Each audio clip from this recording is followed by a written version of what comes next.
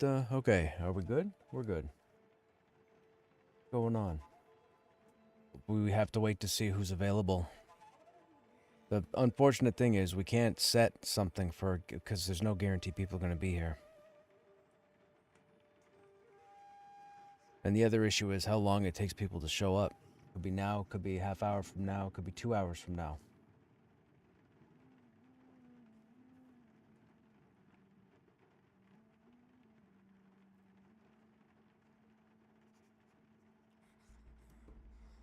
What are you guys doing? What are you guys up to? What's going on, chat?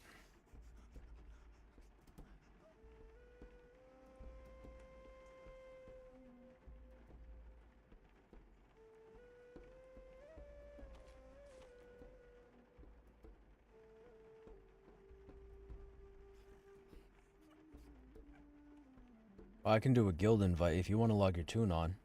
Just send Krushnek a tell and I'll send you an invite.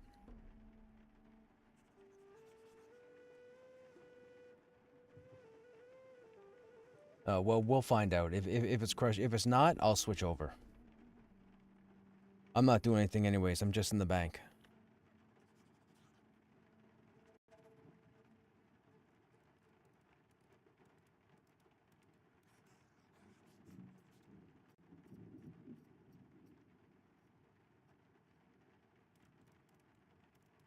Yeah, this isn't even Krushnek. You should have seen Krushnek 4 months ago.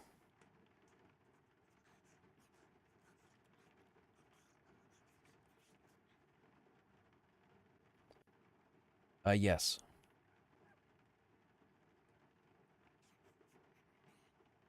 We have shock there. We have chemical. So chemical we're not going to use, I don't think, for a bit now. We don't really need it in BRK. Poison we're not really using at the moment.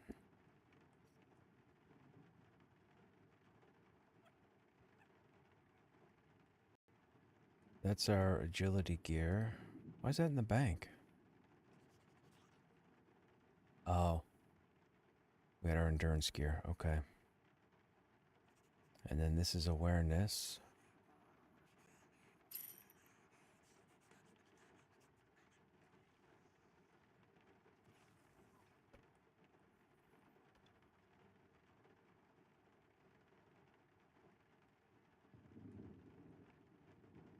There you go.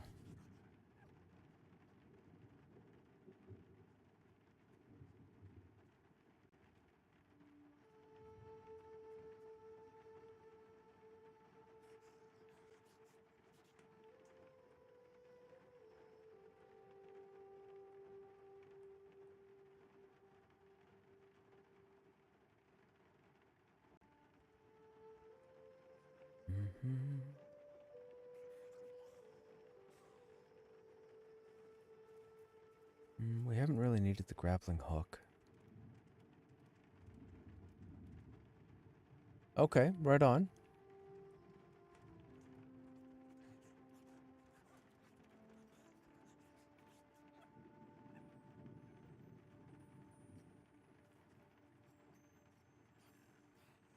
Do you practice fasting?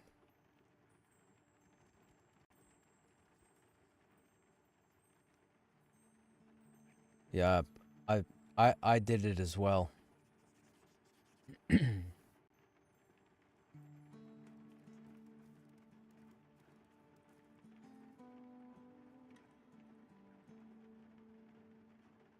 I kept my eating between 10 a.m. and 5 p.m. and then the rest of the day I made myself busy with stuff and I never bothered to eat. I did dark roast coffee, so I'll have like dark roast coffee in the morning, then I'll have breakfast, then I'll probably go through lunch because I don't really think about eating lunch, then I'll have something for dinner, and then I'll have like, I don't know, 48 ounces of water, I guess, to whatever the thermos thing is that I drink on stream. I'll have 2 of those between like 5 p.m. when I go to bed. That's about it. Yeah, it sounds weird, but I'll eat whatever I want to within the 10 to 5 time frame. I mean, obviously, I'm not going to sit and eat 12 donuts and 10 cookies and 2 chocolate bars and 5 pounds of bread. But whatever I eat, I keep between 10 and 5, and then I just don't worry about it the rest of the evening. And it took about, I want to say it took about 6 days, and I pretty much had my routine. It's really not complicated.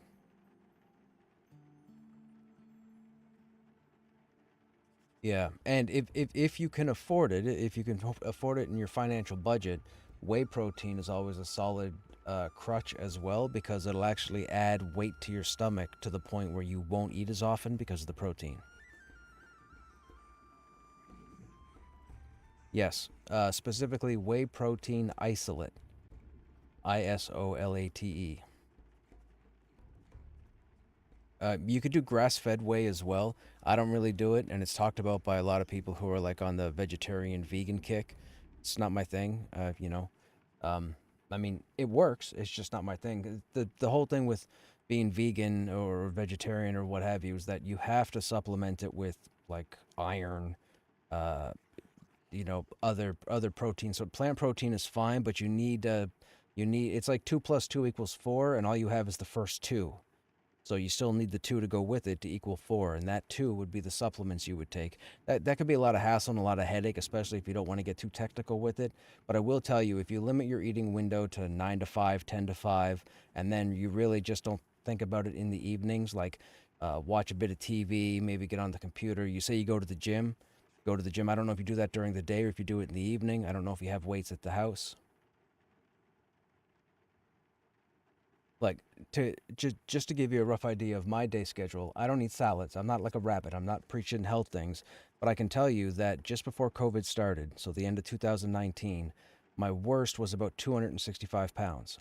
Now, when I decided to make the lifestyle change at the end of 2019, I got smacked with COVID. Now, this is before the world knew what the frig COVID was, but I'd gotten it in December of 2019 from someone who had traveled to China and come back. And of course, none of us were none the wiser. It was a very crappy experience. I've told the story probably 15 times on stream, but anyhow, it was kind of fortuitous that I had made the decision to change my eating lifestyle just before I ended up getting sick with something I didn't know what it was. So anyhow, from January of 2020 until the end of March, I went from 265 down to 180. I want to say 187, I think. I wasn't starving myself. I still ate. I ate 3 meals a day. I had my coffee. Now, I switched from regular coffee to dark roast, and I switched from when I say fast food restaurants, I'm not talking McDonald's or Burger King, but I'm talking about like Indian restaurants or Greek restaurant like Metza or whatever you guys might have for different nationality restaurants that aren't like McDonald's, Burger King, Wendy's, that sort of thing. And I changed that, and I actually started eating through donut shops. I actually started eating through Tim Hortons up here in Canada. And what I did was I would get like their sandwiches or their wraps, and I had it planned out to what I would eat, and I would have it eat so that I didn't feel hungry through the day. And what I would do is I would eat breakfast typically around sometime between 8 and 9, I would say. I would leave for work. I would go to work. I would, on my lunch, I would just walk around, like I would go outside, walk around, just check the sights out. I would walk over to the mall, walk through the mall a bit, not really trying to do exercise, but just trying to keep my mind occupied so I didn't think about, oh, I'm on lunch, I should eat something. I was never hungry. It took about 7 or 8 days. I was never hungry. I went through my shift. I got off work. By the time I got home, just before I go live with streaming, I would get a little bit of the hunger pangs. So I would go ahead and make something to eat that, or bring it up here to the computer. And then as I'm starting my stream, I would eat it or save it and possibly eat it on stream or what have you. And by doing that and keeping the regimen so that I didn't consume any food after 7 p.m., dude, like the weight just started to fall off. And like I said, I wasn't fasting at that time. Well, you wouldn't think I was fasting because I cut food off at like typically you're supposed to have breakfast, lunch, dinner, and bed. That's it. No snacks, no evening, nothing, whatever. That's the thing we were all raised up on. So anyhow, sticking to that and not eating in the evening, not from fasting, but just because I had stuff to do. I sat down here, I went live, I got the game, I got to hang out, chat, what have you. So doing that over time from the beginning of January to the end of March, it wasn't until around the third week of January that I noticed a difference in my face. If you were to go on my YouTube stream or my YouTube channel and go back Well, go back to that time, whatever that would be. You can see how fat my face is. You can see it in my cheeks. You can see it at the sides of my eyes. You can see my forehead. You can see my jaw. Everything was puffed out. By the third week of January, man, I went on stream and I thought I was famished because I'm looking at the screen and I can see cheekbones and I was chewing gum at the time and I could see the veins moving in my skull and I'm like, what is going on? I'm like, am I losing weight in the head? I was like, I didn't think that was a thing. And then that's where it all started. But then from the third week of January straight on through to the middle of March, like nothing fit. My pants didn't fit. My shirts were too big. It was the weirdest thing. And then by the end of March, I decided to weigh myself. I hadn't weighed myself the whole time, but I decided to weigh myself at the end of March, and I came out as 187. I thought that can't be right. I haven't been 187 since I was a kid in school. So, anyhow, that's what it came out to. Now I've gone up to 193 roughly, but over the last 5 years, I've fluctuated between 193 and 185 or 186. Yeah, yeah, and that's that. And I sneak stuff in. I eat stuff every now and then. I'll have a donut, maybe once a week, or a muffin. I'm a big fan of seasonal muffins. Like Tim Hortons will have like their pumpkin spice muffin in the fall. They'll have some kind of chocolate hazelnut concoction. I know not to get it every day, but I will have one, maybe one a week, maybe on the weekend or what have you. But I mean, I just kept the routine. I don't think about it, and it's just worked for me for the past 5 years. Yeah, yeah, no going to the gym. No, I mean, I have weights and stuff here, but no, I didn't do anything that you would get from like an influencer online. Everything is your food. 1000%, 80% of whatever's wrong with you is food. And I wouldn't normally have believed that if I hadn't have gone through what I did because all my bad cholesterol, I destroyed it. My good cholesterol, I raised it. My blood sugars, destroyed them. Like it's just from changing what I ate without eating salads and starving and fish and whatnot. I just, dude, like I I've had never felt better. Like it's just crazy. Now, I like to say I'm a one-off, but I'm not a one-off. This will happen to everybody. This will happen to anybody who wants to go ahead and do it. The thing is, you just have to treat it like it's every day. So, I make a joke all the time that I go to Tim's every day. Well, I do go to Tim's every day, but I don't go and get donuts and muffins like Tim Hortons is known for. I go for the coffee. That's it. I always make sure I have at least one thermos of dark roast coffee during the day. And I'm telling you on my life, Tim Hortons saved my life or made me healthier just from eating at that location. And it wasn't about the donuts and the muffins. So as long as you watch what you eat, and as long as you cut off your food consumption, let's say 7 p.m., if you live a normal life, and when I say normal, I mean you get up in the morning and then you go to bed in the evening. Some people work nights. That can be a different thing. It can have a different effect on your body and slow down your metabolism and increase your cortisol levels and whatnot. I get that. But in my situation, someone who rises in the morning, goes to bed in the evening, it's worked out fantastic for me. Hey, Vec, what's going on? Okay, so here's the thing. I've been going to this. So you know Cheers, the TV show. I'm Norm. Now. Here's the thing. You think it's a joke, and it kind of is, but it's the truth. I can drive to the drive-through at my local Tim's, and all I have to do is open my mouth and say, "Hi, I've got a refill," because I use my thermos that you see me drink on stream. All I got to do is go up to the window and say, "Hi, I've got a refill," and they automatically give me my order, and I'm like, "Yes," and they'd laugh and they go, come on through, or pull on through, or what have you. This has been going on for about 8 years now, so they know who I am. Yes. And that's from the drive through. I've never set foot in that location. I've never walked in for any reason, not even sit down. I just come home from work. I know it's really quick to get a coffee. I know if I don't think about it, I'm not going to stop at a pizza shop. I'm not going to stop at a junk food place. I'm not going to ask for a muffin or a donut. I just want my coffee and go. And all I got to do is say, yes, I have a refill, and they know my voice. And it's been that way for 8 years. And I wish I was kidding, but I'm not. And the funny thing is, every day when I go, for a second, I think, maybe I'm coming here too often.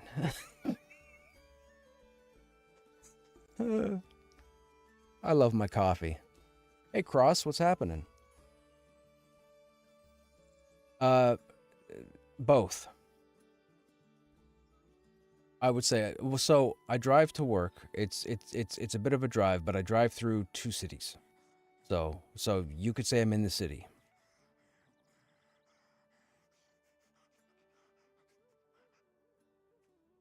And the cool thing is this one location is pretty much open all year round. Like I think the only time they close for a handful of hours, I think is Christmas Day, and I'm usually Christmas Day stuff anyway. So by the time my Christmas Day stuff is done, I'll get in the car and just go to Tim Hortons. They'll be open. I'll get my coffee. Works for me.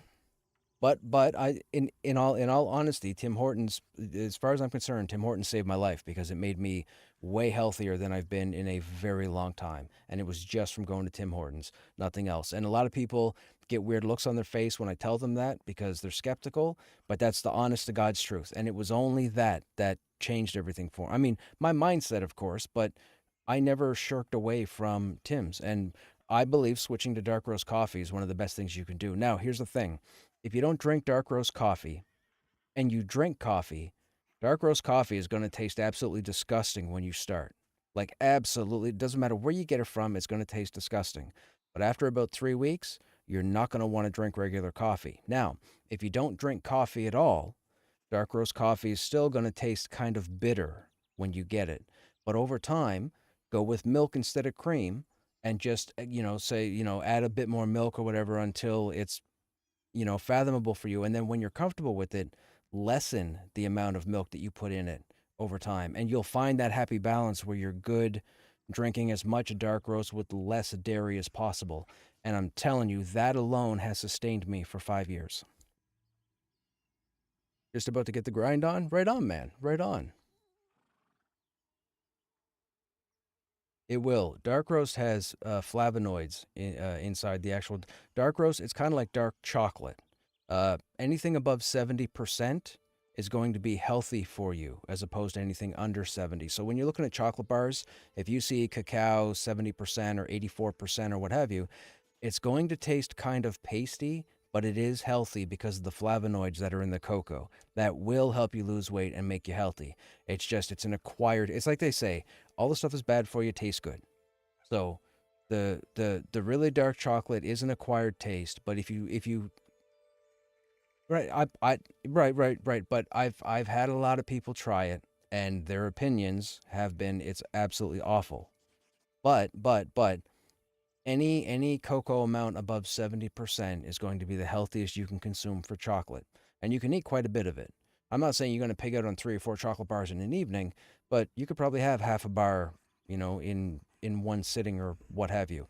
Dark roast coffee is the same thing. If you do research on dark roast coffee, there are flavonoids in the dark roast coffee as well that will actually help purge the fat from your system. That can help destroy your bad cholesterol, raise your good cholesterol, get rid of your sugars. And also, this is very important for everybody regardless. Your body decays blood sugar every 90 days. So, if you consume donuts today, let's say you got half a dozen donuts, you ate them today, and let's say you had no other sugar product for 90 days, all that sugar will disappear. You don't need to do exercise, you don't need to do anything fancy. It just gets burned away over 90 days. That's how it always works. So if you're diabetic or if your doctor tells you might be pre-diabetic or maybe you might look in the mirror and go, "Man, I must have a lot of sugar in my blood cuz I look fat, blah blah blah, whatever." I'm telling you, if you do your best to stay off the sugar within 90 days, you won't have any sugar in your body. On my life. So just so you know, sugar will dissolve and decay from your body every 90 days. And that goes for everybody. I I did. I bought a juicer, but I'll be perfectly honest, a month and a half later I sold it to my neighbor. Yeah, it's not my thing. Yeah, right? Hit 29 last night because I had lost that level over a year ago and just walked away. Right, well, grats on hitting 20. Grats on getting your 29 back, man. Grats on getting your 29 back.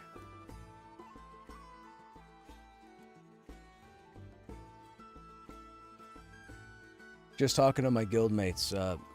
One of my guildmates is discussing that they're trying to modify their eating habits to try and get a bit healthier. So I was just giving some information as to what I've done over the last 5 years.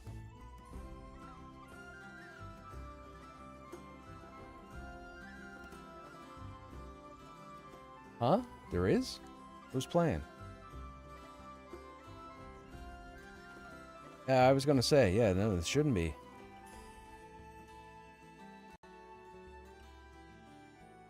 Yeah, we're just waiting to see if anybody else shows up. I thought Bob said he was gonna be here, but he's never here this early. I mean, he'll probably be here in an hour. I haven't heard from Kara or anything, but I'm expecting her to jump in shortly. I mean, it's usually 7:30 Eastern to 8 p.m. when she pops in, so we'll see what's going on. Right now, it's just the four of us. No idea. When I logged in on Krushiferous, he was logged in up at the graveyard. There was one person up there soloing, not much else going on. So, if we wanted to go back up to the graveyard, that's I think that's one option. Whatever shard. Okay.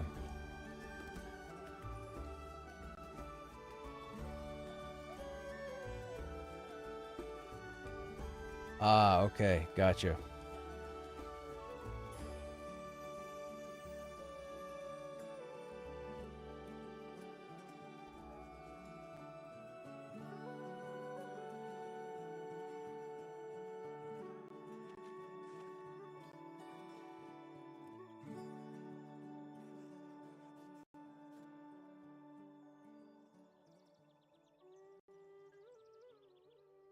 You know, it's funny. I just had a thought in my head that I should probably start purging or getting rid of this gear, but then I thought it's all going to disappear anyway, so it doesn't matter. I gotta empty my bags. Let's assume we're not going to use the swords, which is a shame. I still think those swords should have a proc on them. We got to transfer these to the monk. We got to transfer this to the paladin. We got to transfer this to the necro.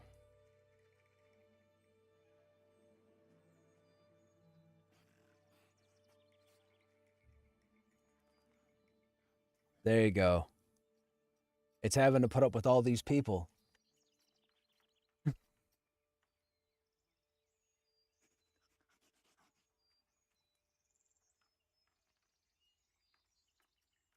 I would say it might be a good bet. I would at least bind in AVP. Now, whether you choose the Halnir Stone over by Black Rose or whether you go to Demeth itself, I would probably bind somewhere in AVP. That'll at least put you in the middle ground if we change course.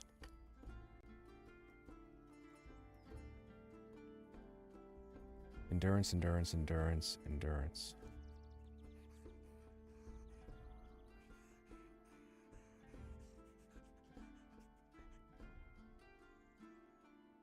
Actually, we don't need these anymore, right? For the oh, that's our. Oh no, that's Tundra Forge. We don't need that, and we don't need that anymore.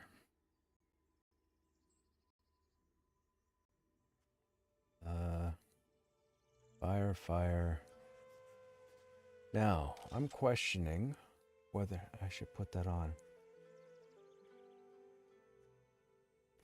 It's not bad. It's not bad. I like the stats on it. The stats on it are really nice compared to the other one that I've been using. Now, I'm still... it's not going to be world-ending because obviously, as I always say, there's no... what's the word I'm looking for? There's no focus on two-hand or dual-wield with the warriors. So, really, if I want to use it, I would use it for the two-hand and then brutal cleave. But it's only if I'm not tanking. I mean, last night I was the tank, but with the enchanter pet being out all the time, I just didn't bother, and I went the two-hand and, you know, just hit everything. Exactly. That's exactly it. It's pretty cool. Yeah, well, I want to transfer the Shriekbane over to Lancelot just to see what it looks like. It says blade, so I'm assuming it's a one-handed weapon, because if it was two-hand, it would be Great Blade. But it says blade, so I find it interesting that it's a one-handed sword with 45 damage. That's weird. Like, Krushnek has the soot-caked blade, and that's only 33.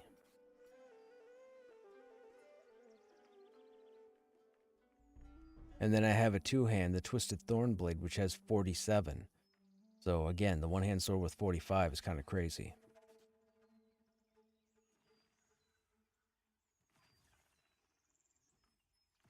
Yeah, yeah. Excuse me. Which one? The big one? Yes, it is. Warrior, Paladin, Dire Lord, Ranger. Yeah, yeah. Rangers can actually use two-handed swords. R- Rangers more often than not actually use two-handed weapons because of the damage they do.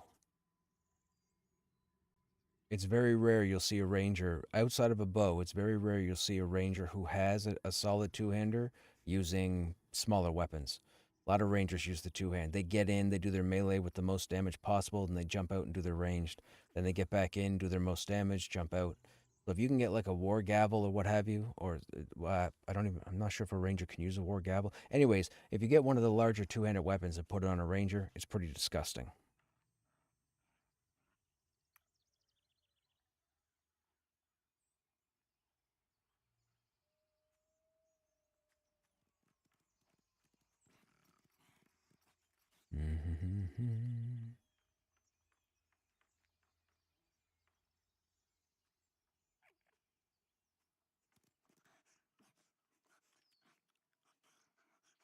I don't know why I just moved that from the bank to the bank. That doesn't make sense.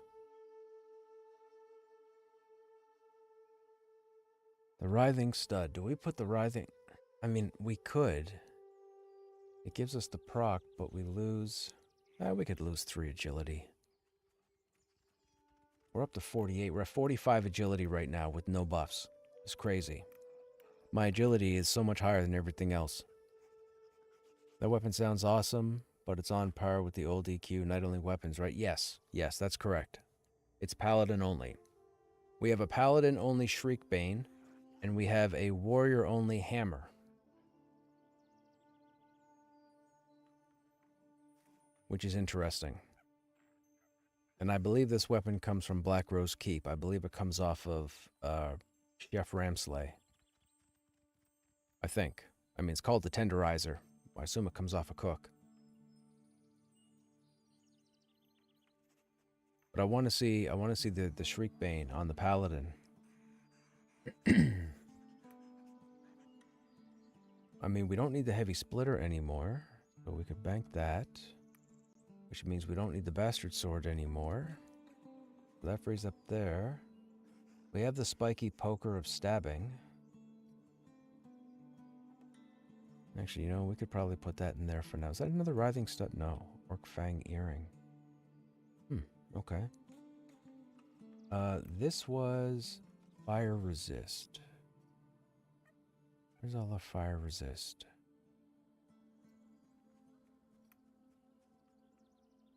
We tend to draw that when we go to the trenches, so we may as well put it where we can get at it pretty easily. That's not bad. We're making headway. Endurance, endurance, endurance, endurance. That's 5. Okay, so that will be coming off the warrior. That'll be coming off the warrior. That'll be coming off the warrior. That'll be coming off the warrior. This will stay. That will stay. These will stay.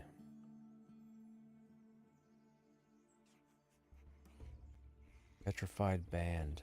Dodge, parry. +2 to stamina. Stamina could come up a bit, but we lose another 3 agility. That still puts us at 42. Guess we could do that. Yeah, why not? These need to come off our character. All 4 of those need to come off our character. All 5 of those need to come off. Dude, that was crazy. I saw that.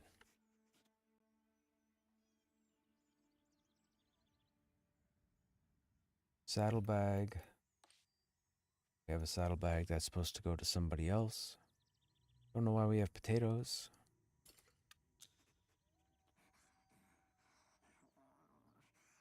Actually, let's put that down there. Put that there. Actually, hang on now. Yeah, it's fine. That we don't have an update for. I don't know why this is still in our inventory. And we'll leave it there. I never turned that in. That's a problem.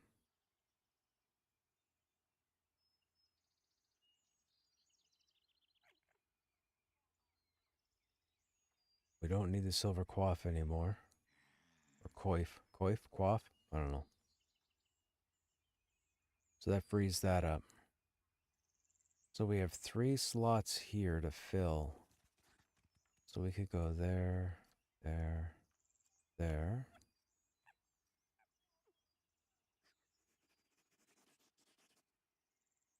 So all of this needs to come off.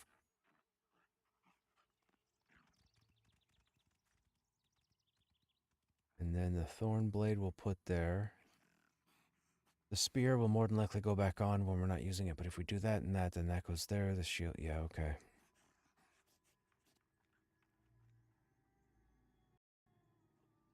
Okay, I think we're good there. We don't know.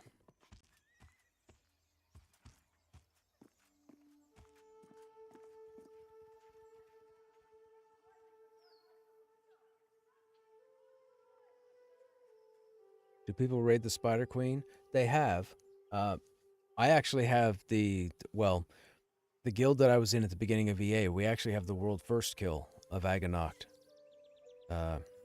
From, when was it, January? I think. Might have been February. Yeah, the Fang of Aganoct. We've gotten quite a few of those because it was the only dagger she carried for the longest time. I have not. I tried to get home to get on so I could put a couple hours into Subnautica because I want to try and move the Cyclops down to the deep base. But we had a bunch of snow drop today, and I was out this morning and got a bunch of it, but I didn't get all of it. And then when I came home tonight, I took a look and I'm like, I should probably get the rest of it. So I ended up doing the rest of it, and by the time I was done, there just wasn't time. Hopefully tomorrow. Hopefully tomorrow. If there's no snow, hopefully tomorrow we'll be able to do a bit of an early start. I'll jump in Subnautica. We'll try and get the Cyclops down there and work on its upgrades, I think. No, not yet. We'll have to take the prawn out. That'll be fun. Probably annoying. I'm gonna have to dodge those mantis things.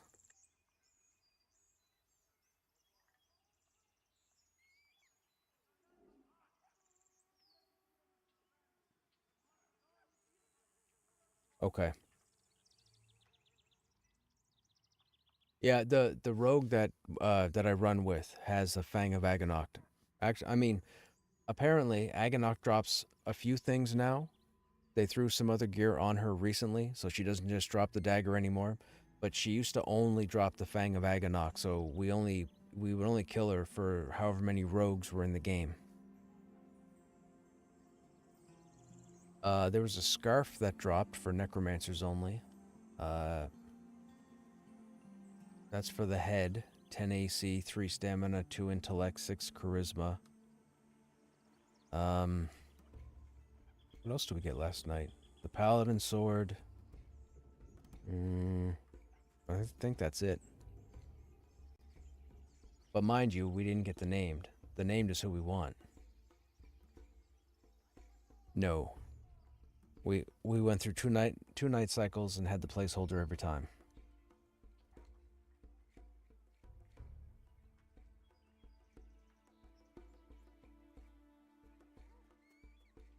Is there anybody who would be in Demeth at the moment that could help me with a trade? I'm trying to get this sword over to my paladin.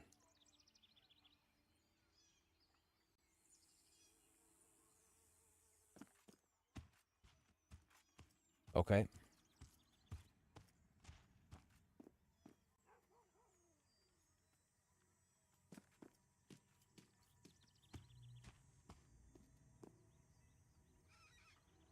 I'm on the road just by the crafting building.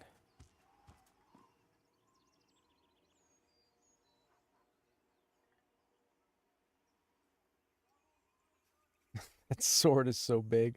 That sword is disgustingly big. Look at the handle.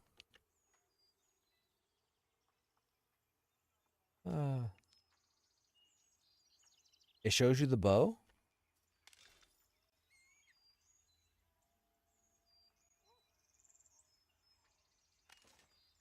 I know.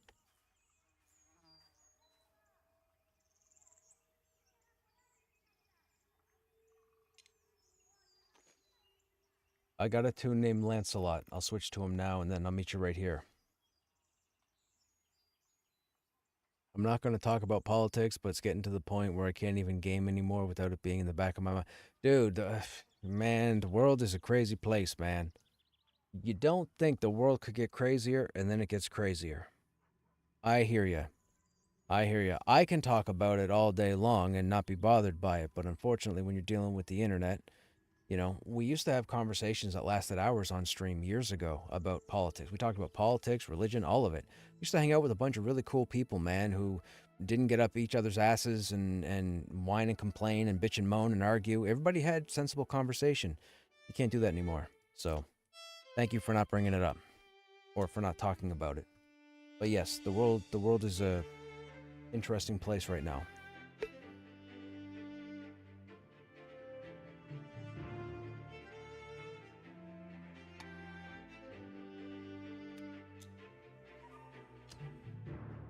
Good old login boss. What's going on, Lumpy? How you doing? How you been? What have you been working on? You playing anything? Are you still in Pantheon?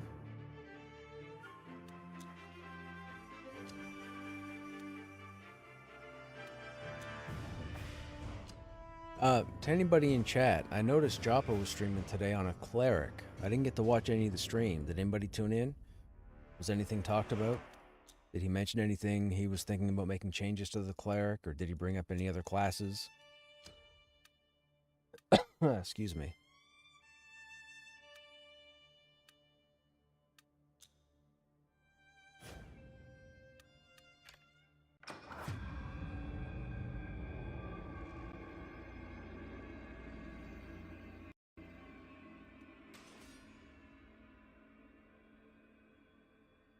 I played Horizon Forbidden West today for about 5 hours. I think my motor skills have degraded. I have such a hard time with jumping puzzle.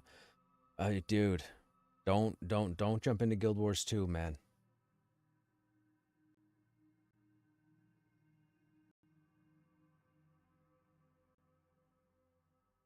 Yeah, yeah, yeah. Yeah. Where am I bound? I think I'm bound in... Am I? Or I might be bound at the HC Stone.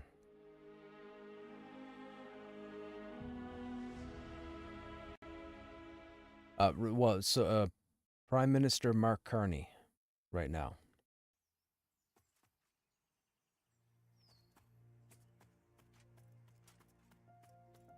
Yes, that's correct.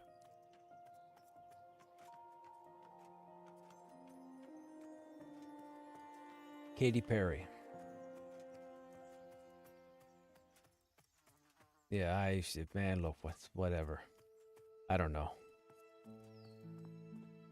Why am I rendered and nobody else rendered?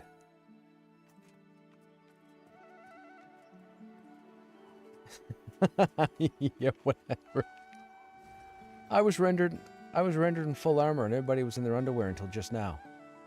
Usually it all renders at the same time. Thank you for helping with the trade. Oh, that actually looks sharp.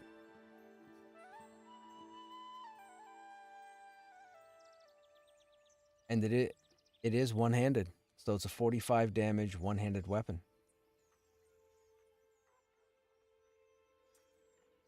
And it has wisdom and charisma and nothing else. And wisdom and charisma are like 2 key stats for a paladin.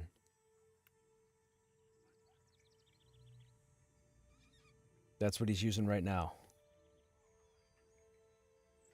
So, and I'm in Black Rose Keep armor. So I'm like the holy roller. That's cool. We're still going to keep the soot blade just in case. I feel like there's something to the parry rating on that sword.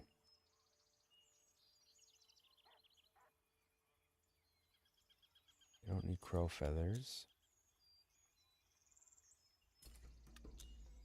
Yeah, I might take some time over the next couple of months and level this guy or run with this guy just to see, with the changes they've made recently to the paladin, how it differs, how I like it, if I like it, any information I might have.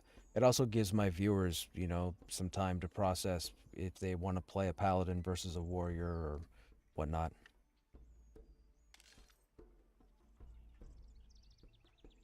23, 24, 24. It's not bad. Level 30.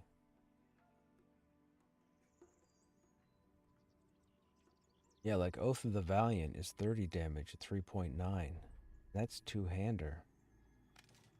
Well, the only other person I'd be looking for, I think, right now would be Care. And no, she would normally pop in and say, hey. Change shoulders.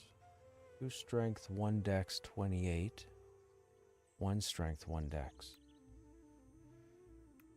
What does that look like? Nope, don't like it.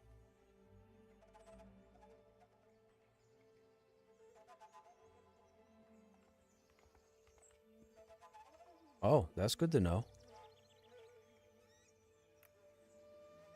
Why do I have an empty bag slot? Oh, the endurance, I think. Yeah. Here we go. Yeah, we went down to 90 endurance because of the bag.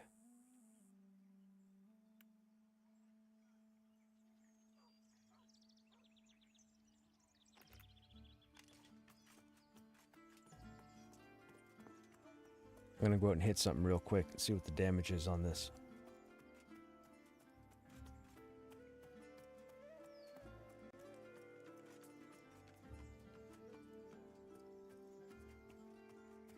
Ooh. 29. No, it won't be one shot. I want to see, with 45 damage and the strength modifier, I want to see if I can do like 60 damage one hand. Like no abilities, just auto attack.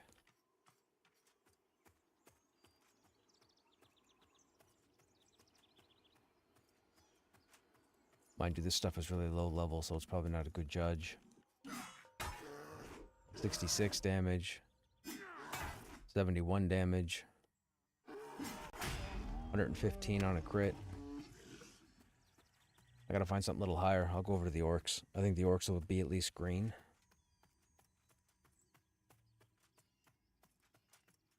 The group ones? Oh, I guess I could try that, yeah.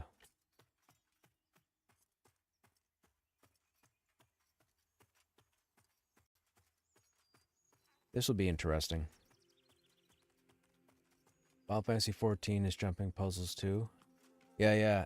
Aeon or Ion back in the day had jumping puzzles that, well, they just had puzzles, period, where you had nothing to go off of and nothing to follow in the air. All the platforms were invisible. It was wild. Wild. You had to memorize, and they were only as wide as your character. You had to get up there and fall probably 1,000 times to get to know where to turn, how many steps to take, whether it's an up ramp, a down ramp, a left turn, a square.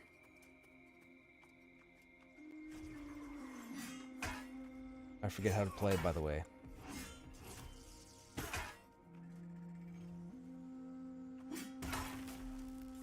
$49, $54, $45. This is green.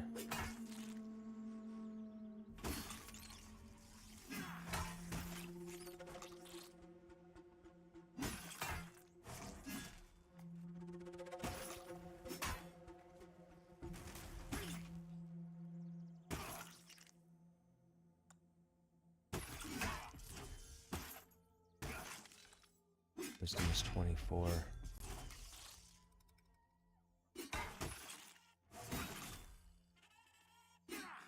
Level 29, what's a good place to grind? Are you thinking about soloing cross, or are you thinking about getting a group?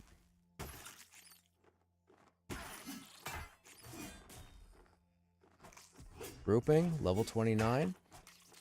Inner Hangor.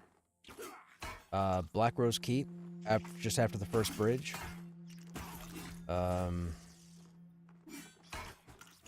Bottom of Halnirs. Those mobs are around I think 26, 27, so they should be dark blue to you. Where else can you go? Level 29. You got so many options open. The werewolves in Eastern Plains. Nightwatch Knoll. That'll take you up to 31. Oh my goodness. Don't run into an ad. So, crit of 61, crit of 79. Damage of 51. 53. 53. Looks like 53 might be the highest without a crit. Crit for 79. Crit for 61. Yeah, 53 looks to be the highest.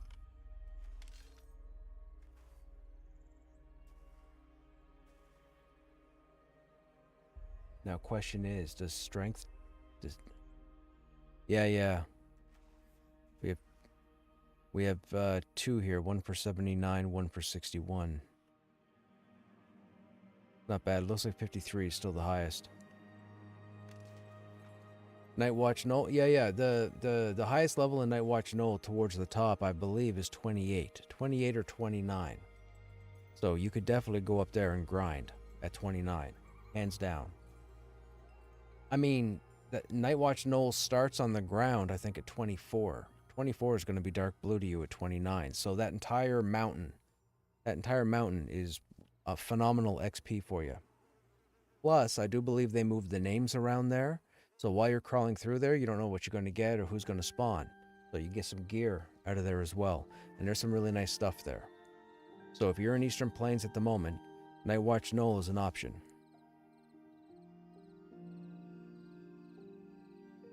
Or Nightwolf Knoll. Sorry. Nightwolf?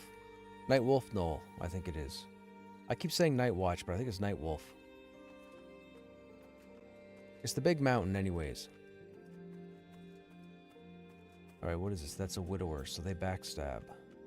Let's see what happens here.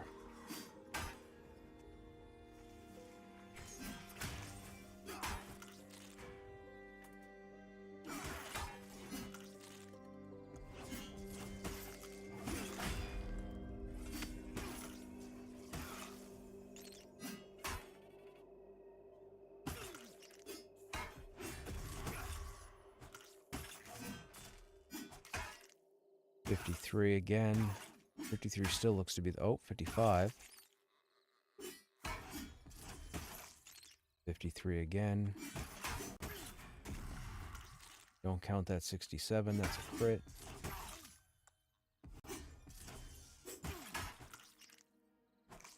.57. 56. 57 is the highest. 85 is a crit. I think that's not... So 57 is the highest we've hit for without a crit. Oh my goodness, get back here.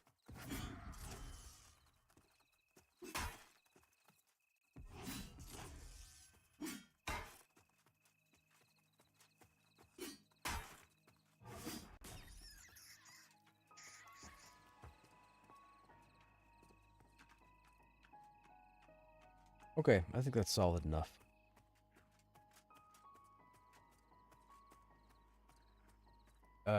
Yes.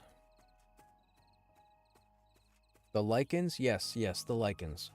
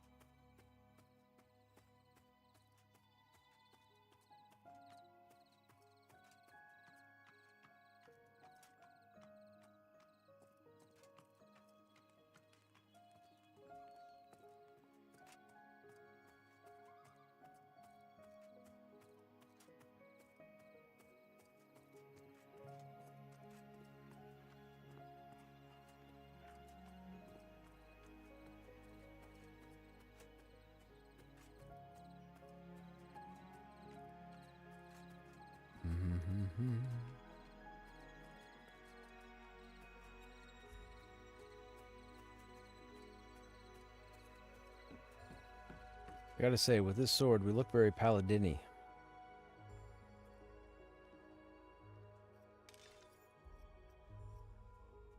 Stats are pretty solid too. Strength and stamina and wisdom are our highest. And con is shortly behind. Dexterity is lacking.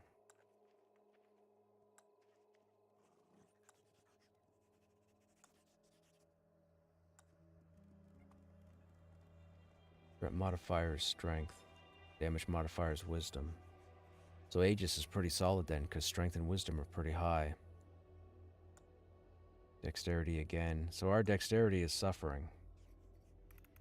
We need dex.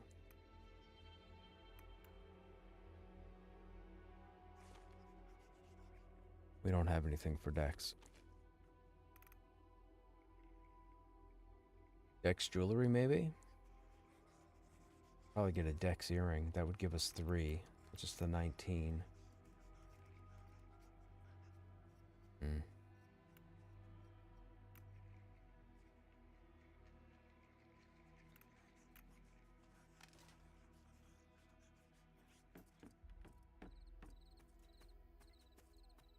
Alright, let me get back over on Krushnek first. Playing Star Rupture right now. Hey, Acer. You'll be getting back into Pantheon once the summer update. You mean spring update. Don't say summer update. Change that to spring update.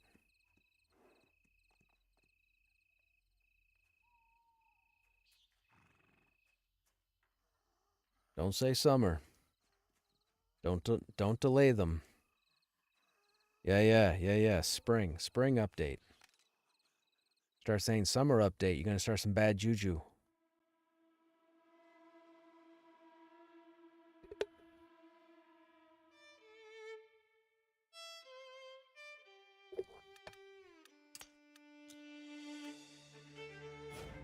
Oh, got right back in.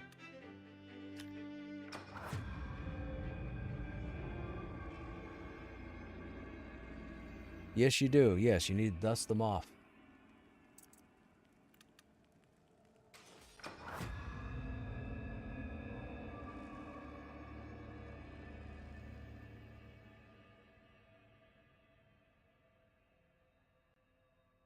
You probably check out the summoner rework. I think that's being worked on right now, like as we speak. I think they're currently in the process of doing their summoner changes. So I'm guessing it's going to be February when you see the actual update.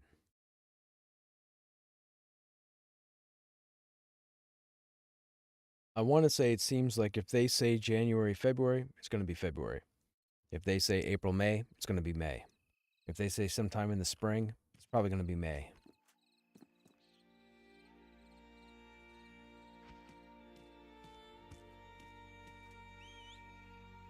Excuse me.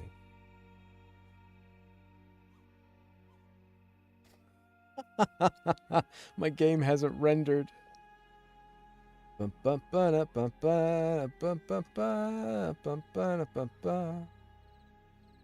lost my legs. I got on my horse before the game rendered, and now I'm running through the zone with no legs.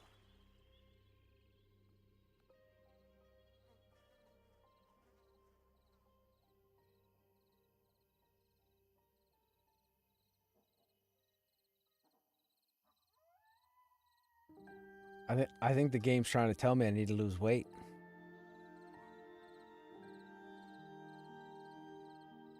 It's not just the game.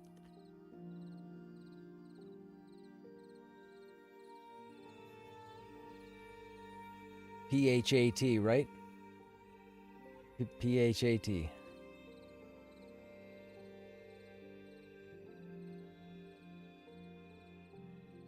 Yeah, that too.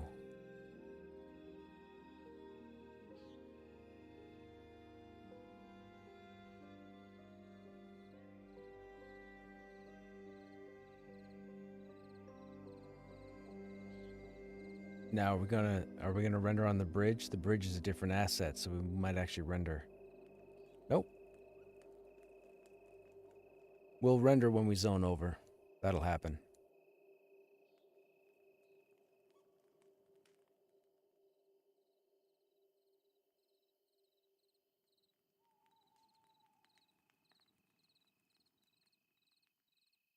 I'll be in the zone in 30 seconds. Probably a minute.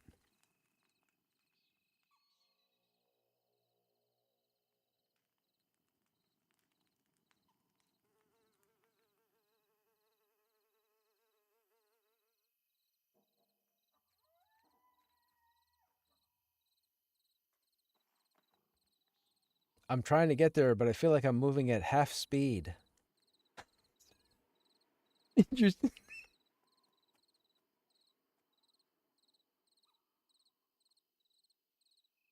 Now now I feel like I'm moving at a quarter speed.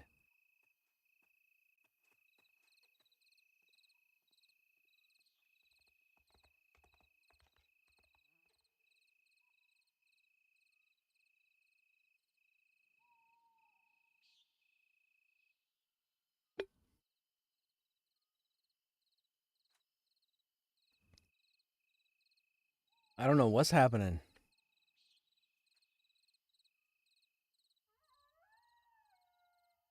Zero.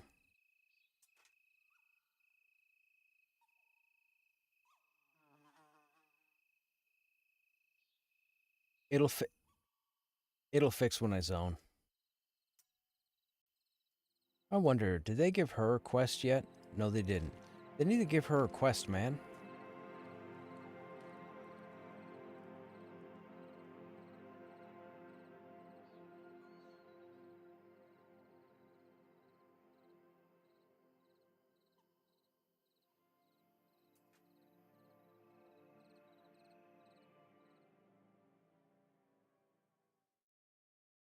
Oh yeah. That's it. You just can't see me kicking my feet.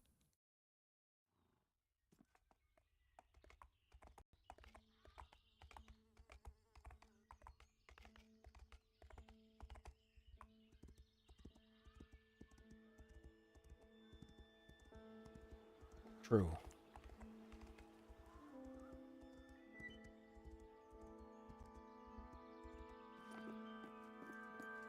Did you guys in Throne Fast start one?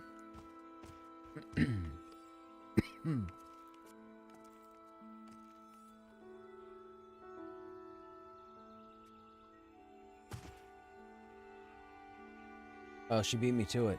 I just tried to send her an invite and it says she's already in a group.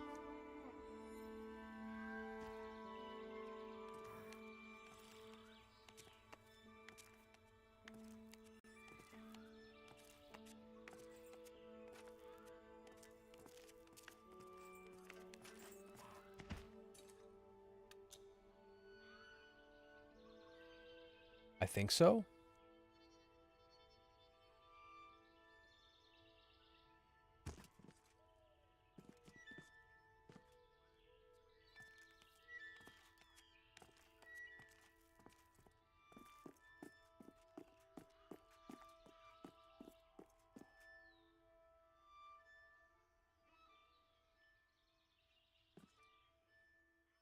Oh no. I thought that was a climbing point. It's another unreported tear.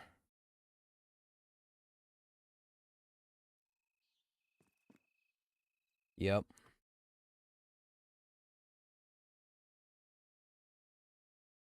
That should be fixed.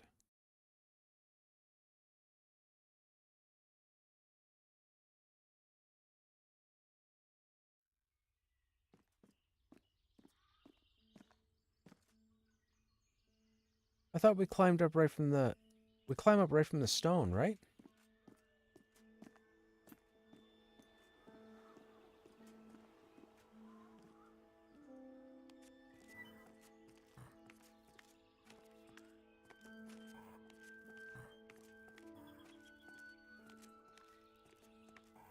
Yeah. Oh, where the snake is. Right. Okay, yeah, we're in the wrong place. It's right over here.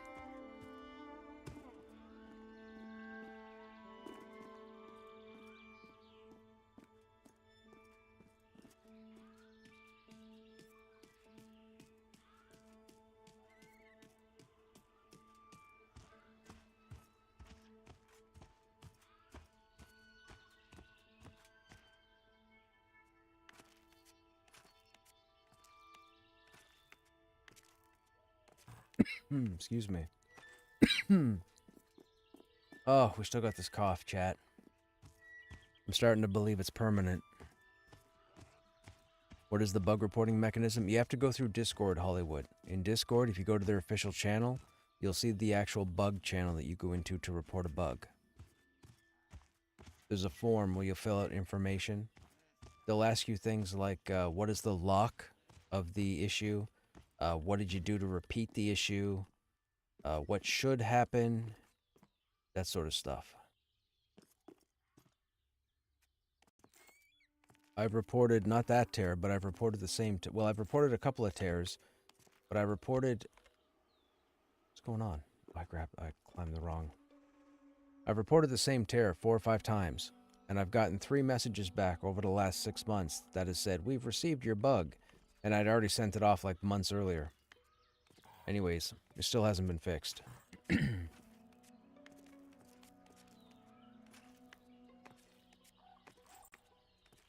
I did not. I saw he was playing a cleric, though.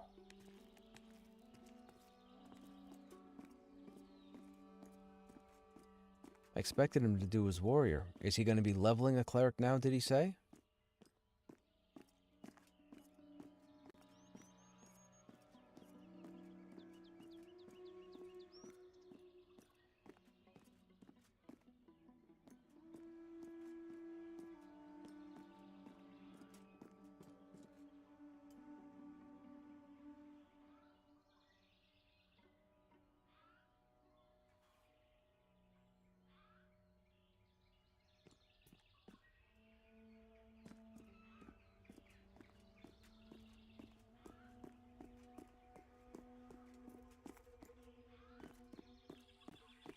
So here's the thing I was thinking of.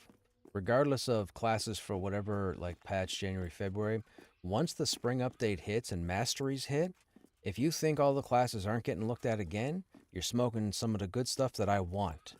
Because when masteries come in and break the game in certain ways, they're going to have to reevaluate all the classes. Trust me.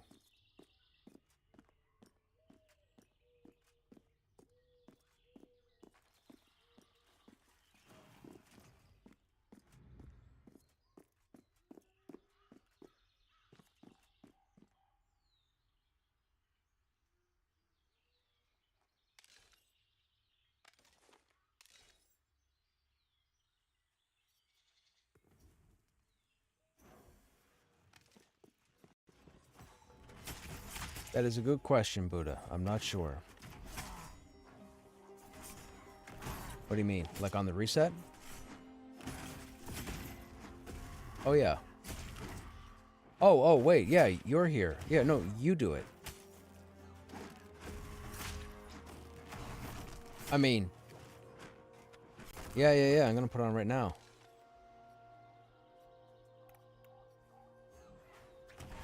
I'm, what is it? Overcompensating?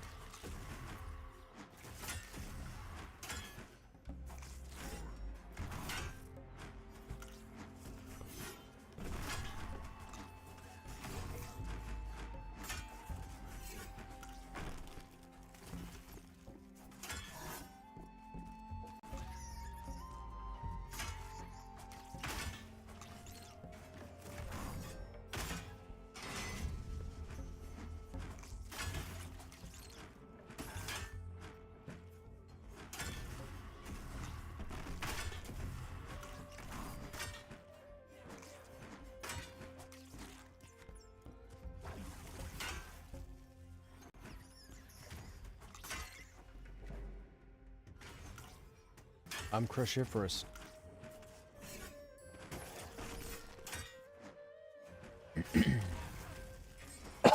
Excuse me.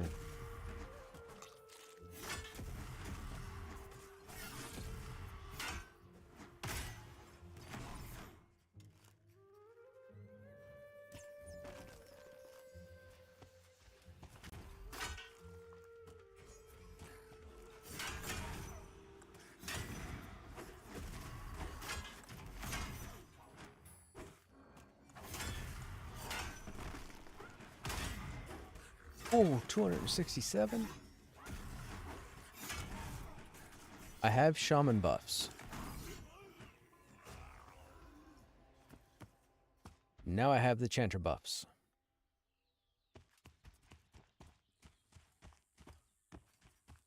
I think so too.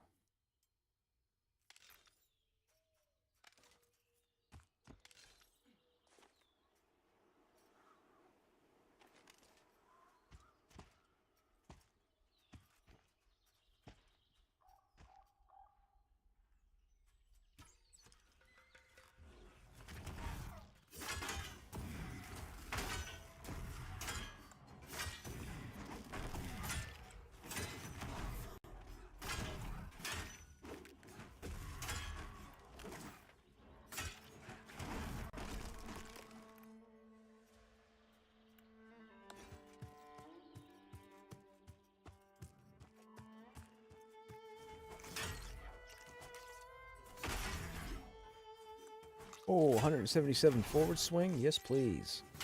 Give me a few of those.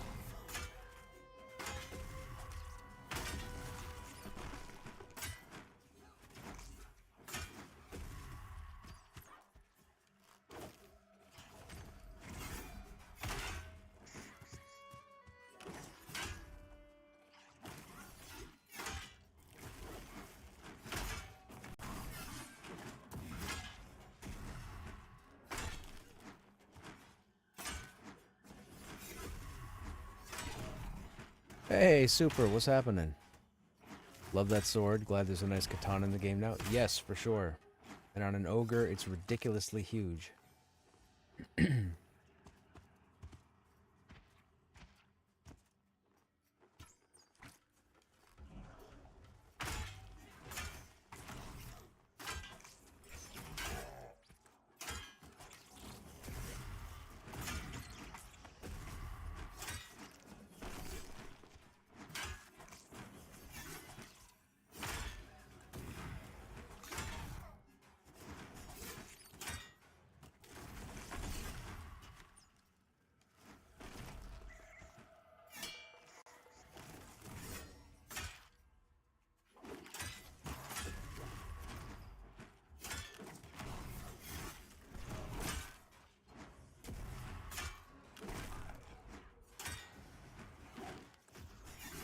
Oh, 231? I think that's the most damage I've done with Brutal Cleave.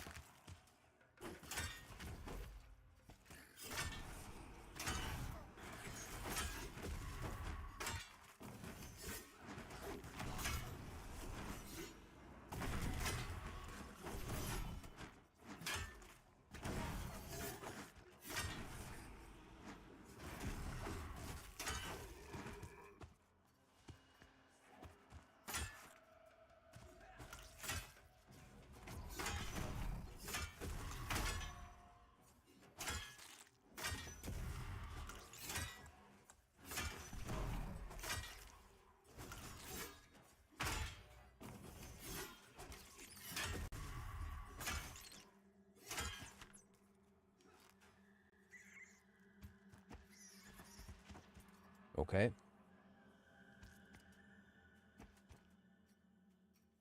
I didn't even have my banner down. What am I doing? Put that sword on and all of a sudden my mental state changes. Excuse me.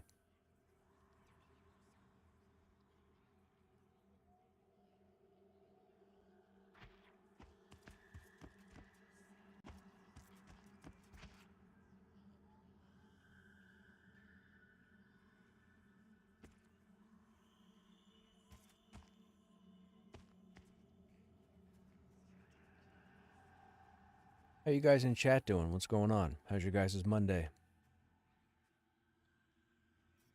Hope you guys are doing well, making the best of it.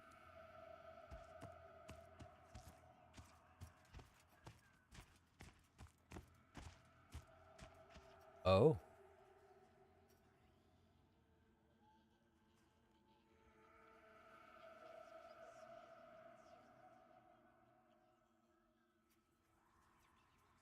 Wow. What a reach out. That's awesome. Excuse me. You're mustering for Nightwolf? Right on. Fantastic.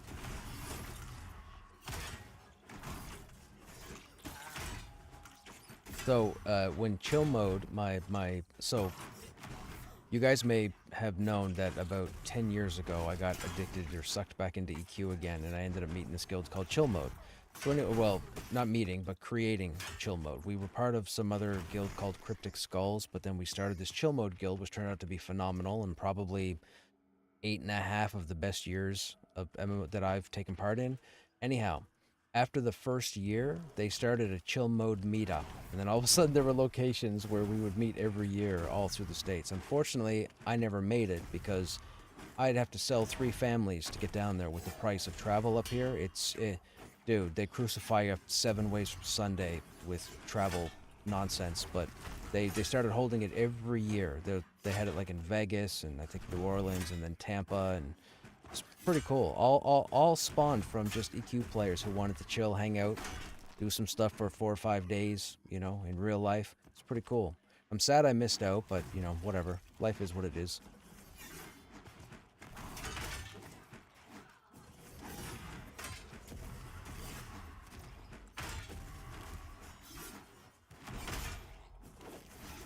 Oh, wow.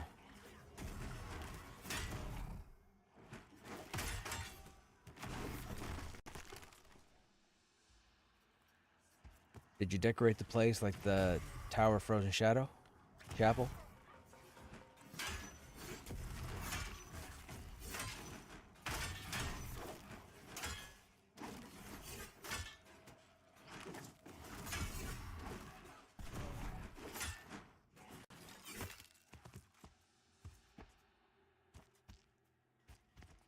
Were you guys around EQ when they did the first wedding in Tower of Frozen Shadow at the chapel? Yeah, yeah. That was pretty cool. It was pretty interesting that they actually pulled that off.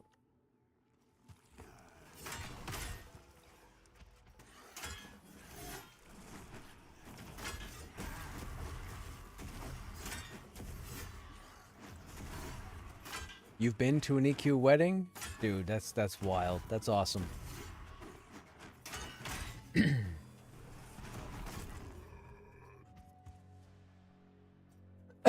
Excuse me. I'll tell you guys, man, EQ has had an effect. Yeah, I know people talk about World of Warcraft and BlizzCon, but that's not the same thing. That's not the same thing.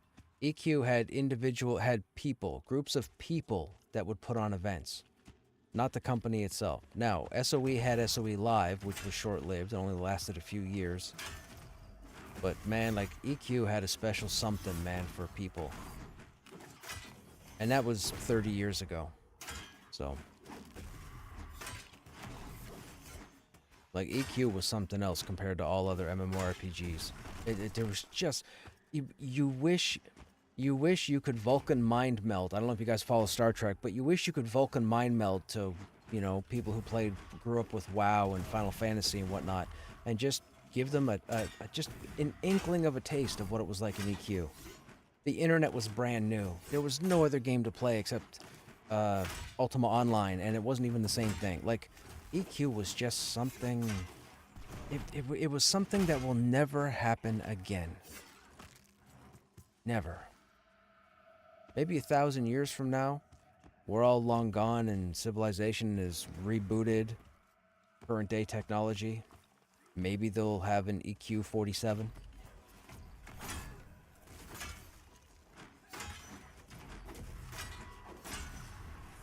But man, there was just something about the internet at the time of EQ that was just so unique.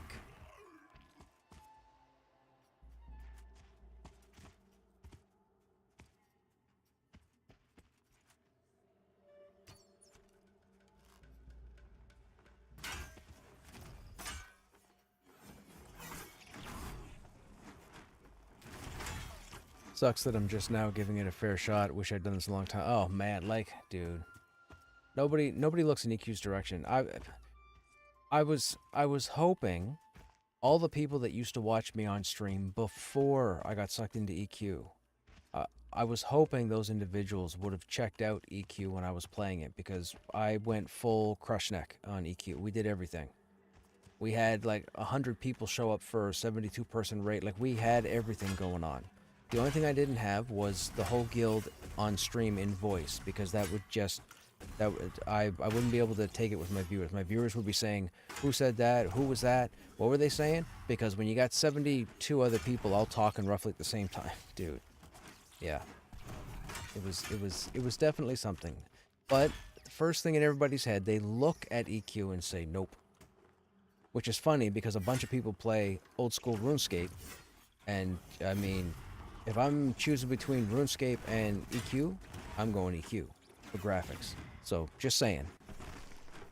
But yet a lot of people looked at the graphics of EQ and said, "Nope."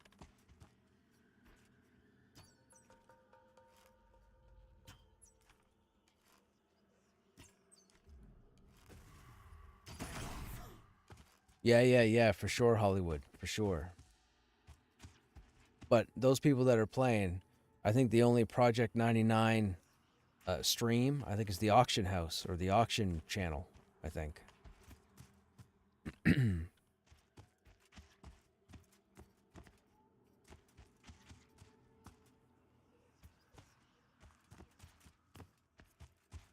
Yeah.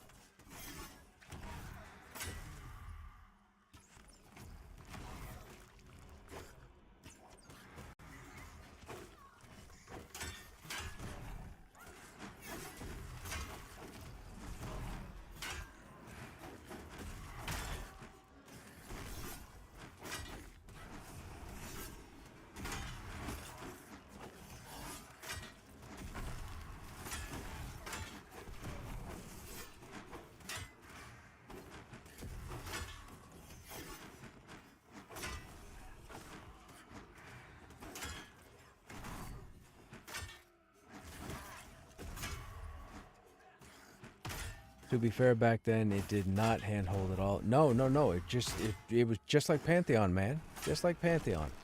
You created your character, you were dropped in the world, and the game pretty much said, "Figure stuff out on your own." That's why it was called EverQuest. You were ever trying to figure out what to do, when to do it, how to do it, who to do it with. And the problem was, even though SOE was a North American company, developer, publisher, whatever, man, when you had to try and type in the text prompts and they had typos or bad English for their prompts, don't even get me started, man. You talk to an NPC, you see the hint where it says bones, you type in, "What bones?" No answer. "Where are the bones?" No answer. Then you come up with something like, "Where are the skeleton bones located?" And then the conversation triggers. Like, dude.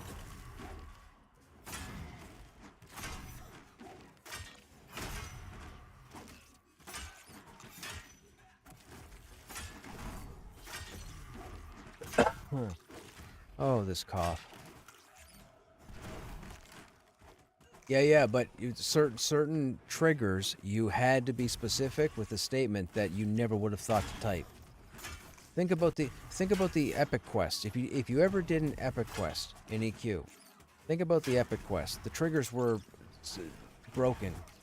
They would have triggers that would make you think of 100 different things to say, but it was the 103rd thing you would type that would go through. Like, dude, like their use of English or conjugation was horrid.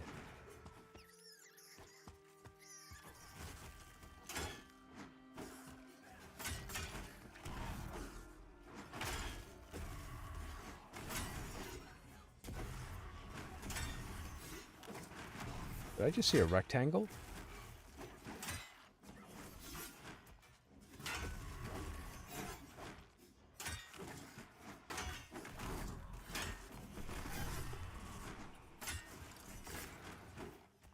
Oh, I forgot. Brutal Cleave is a cone, isn't it?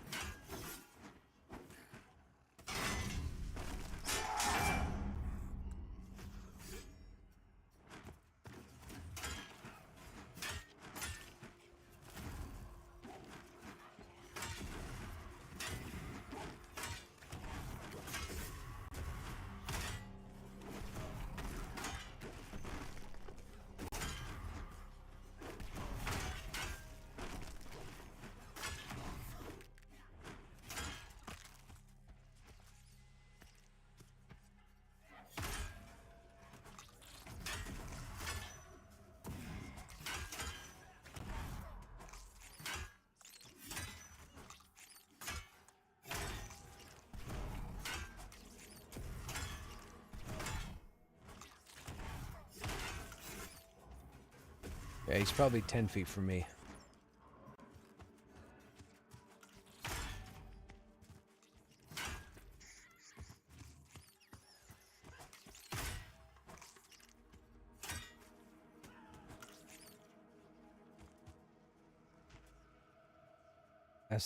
That's the shift.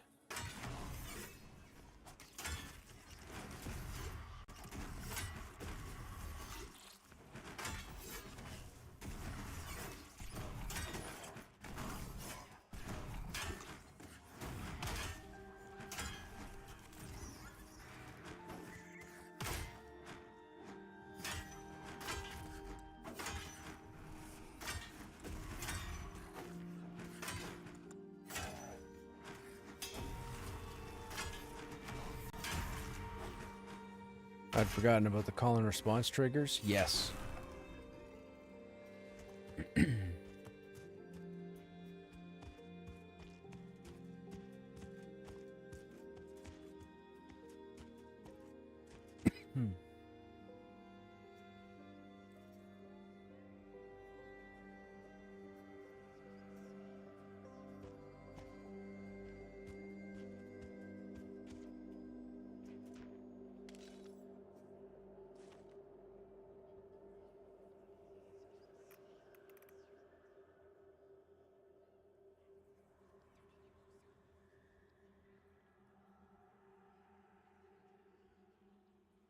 I have nothing for strength.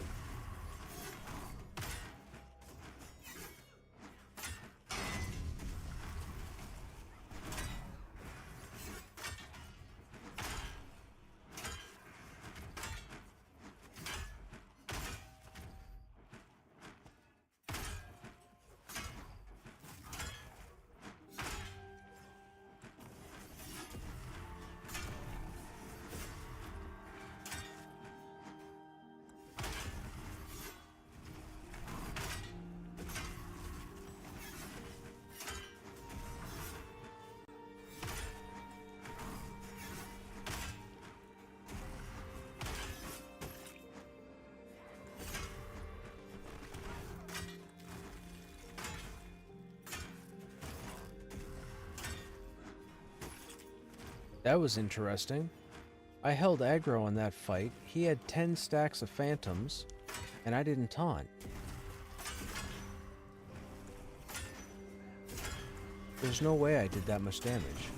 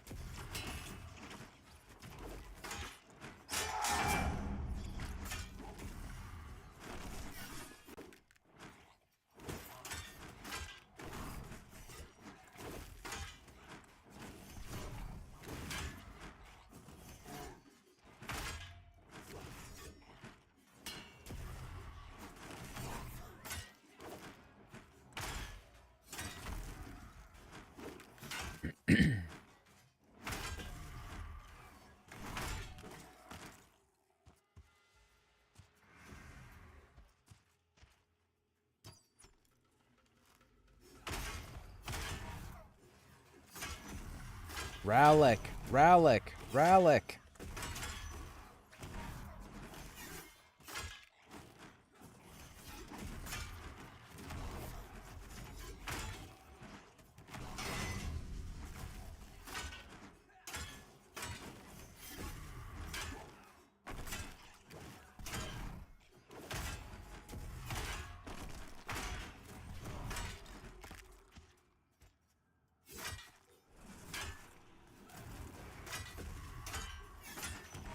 No idea who those are. Never heard of them until just now.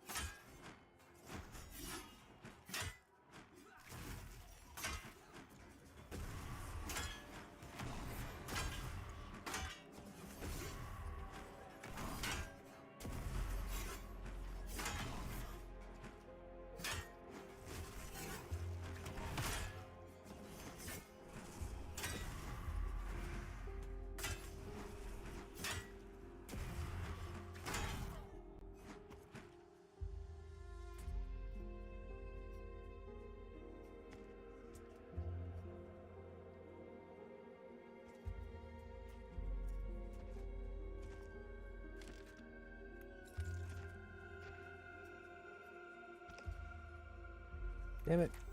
Tried to trade and I...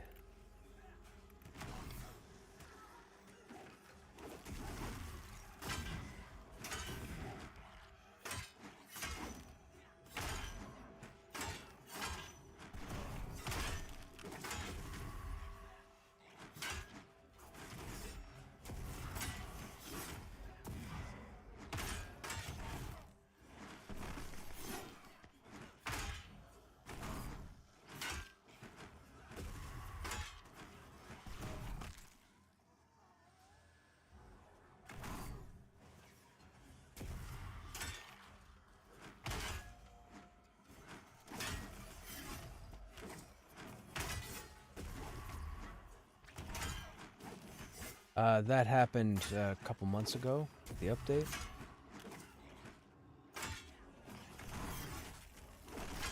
Snowball.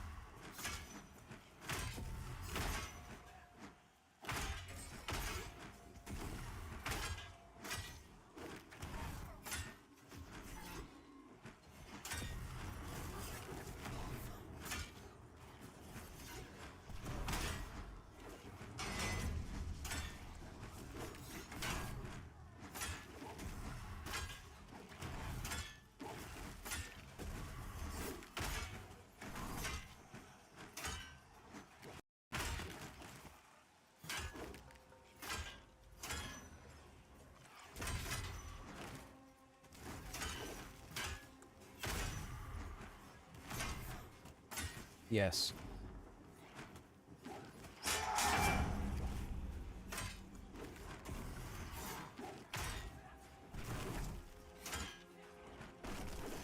Back at Early Access, they had Wild's End already out, so people would just run to the Mad Moor.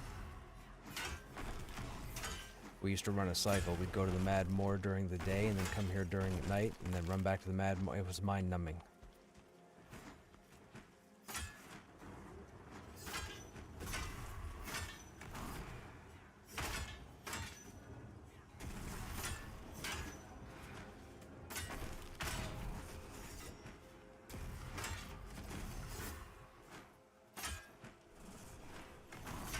Yep. Corgi, yo, what's going on, Paper? Stopping in for a minute to wish you good vibes. Right on, man. What are you doing? What do you mean you stopped in for a second?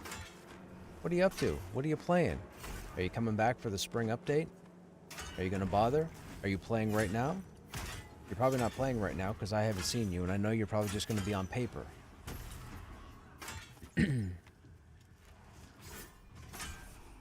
Nope.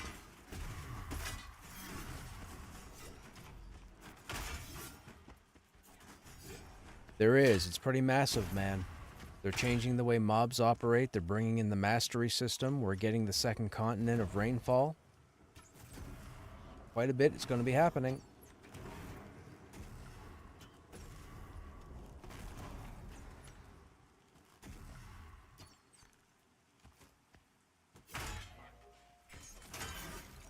They're calling it the spring update, so I'm assuming it's going to take place between April and May, I would think.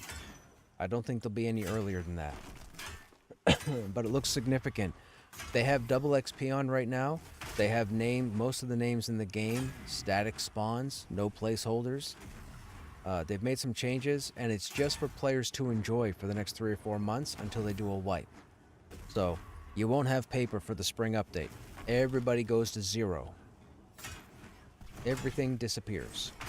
It's a whole new thing. Well, it's not a whole new thing. It will feel like a whole new game, but it'll still be Pantheon, just with more stuff. There's a whole lot of stuff now. They keep adding a whole bunch of stuff.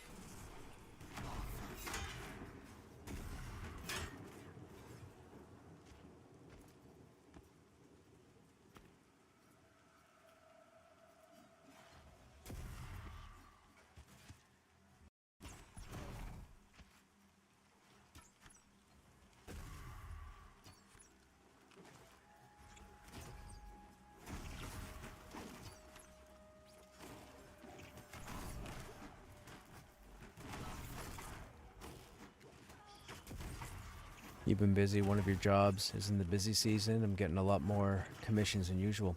Hey, good for you, man. I mean, I don't know if it's a good thing or bad. I'm assuming more commissions is a good thing, so good for you. That's phenomenal. Glad to hear it. I haven't been able to stop playing, so...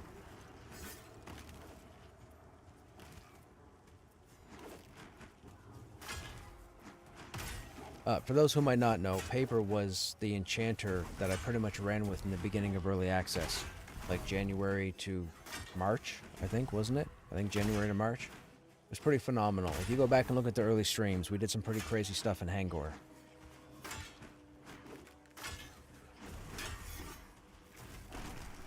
Trying to give me love. Dude, I'm telling you. I can't stop playing. I mean, it's not that I haven't tried to stop playing.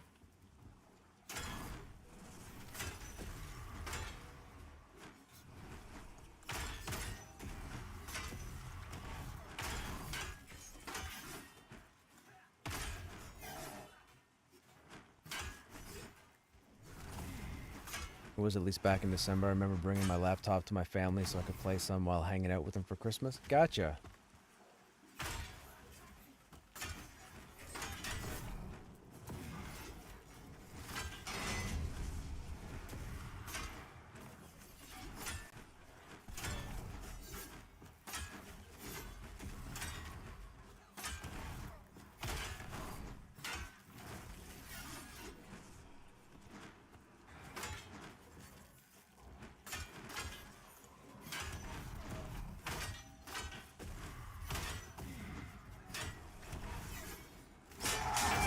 Yeah, back then, paper was one of, I think, 3 enchanters that was at endgame, so 45 plus. This is back on the original early access Krushnek. It was, yeah, it was some crazy times. It's crazy times. It was very difficult to find an enchanter to jump in your group every evening. But I managed to get paper as often as possible.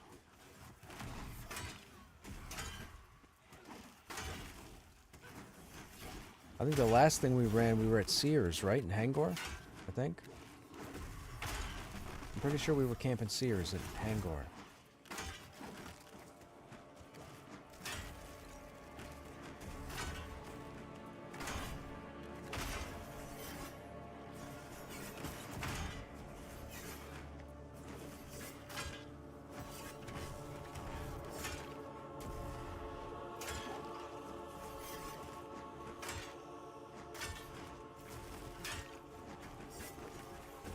You actually liked Hangor, and then they kept nerfing it? Yeah. You should see some of the content, paper. Like, dude, the Enclave is, like, the current endgame content that's in Pantheon right now, the Enclave is just phenomenal. It's fantastic. It's like my favorite dungeon. It's my favorite looking dungeon. It's my favorite played dungeon. I love the quest line that they wrote up for the dungeon. Pretty awesome. But the fact that we're getting a second continent, that's pretty awesome.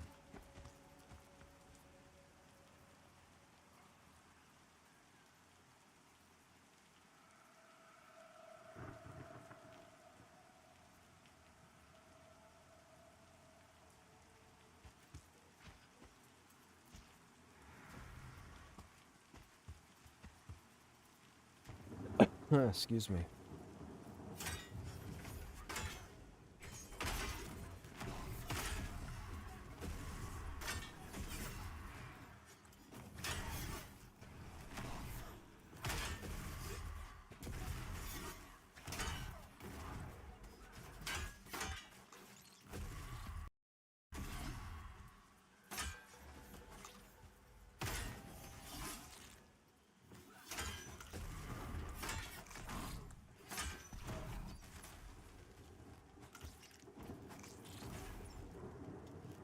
Yeah, that was Nightwolf Knoll over in Eastern Plains. That was the mountain area. Nightwolf Knoll. We were over there day 1. And I'll be honest, we were kind of, if I'm not mistaken, I believe we were disappointed in the run in the mountain. It's pretty good now, but when it launched, I'm pretty sure we weren't excited after running through it.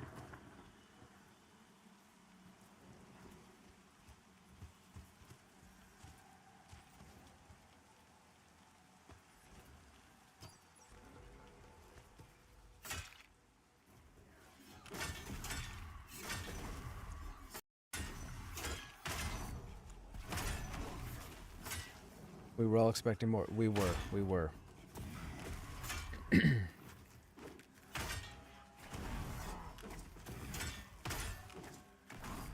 PHAT, damn it. PHAT.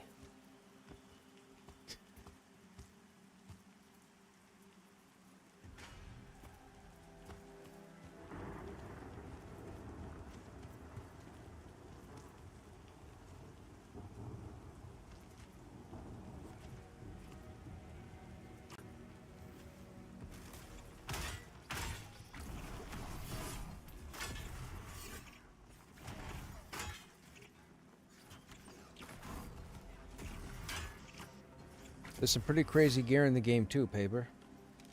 Show you some of the stuff here. This is the new top warrior breastplate that's in the game at the moment. This comes from the Enclave. That's where the raid target is currently too. Tel Daedrus, I call her Del Taco. Then we have the legs. These come from Black Rose Keep. Black Rose Keep is a pretty fun place. There's a lot of stuff in Black Rose Keep.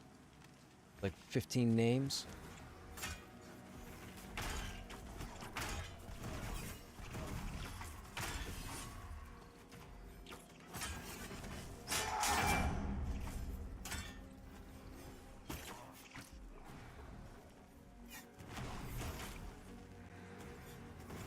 Do I have any enchanter stuff on to show? I think I do, right? Shroud of Stars is not... Moonlit Wand...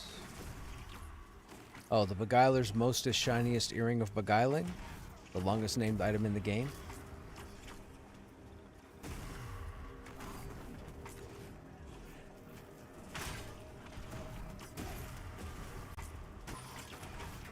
I don't have the breastplate or the chest item for the enchanter to show you.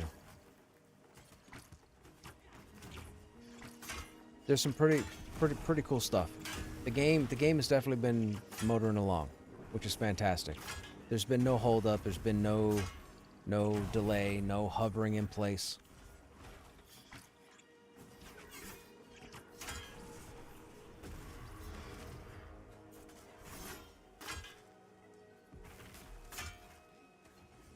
Look, man, do your thing. Do your thing. I would love to see you back in the game at some point, but if you don't make it back, man, because of real life, work, what have you, maybe you find another game to play, that's cool too.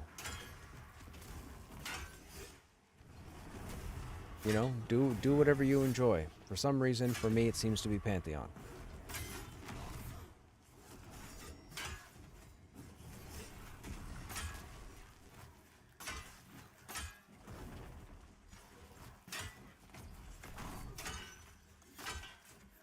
I mean, this is my 8th warrior.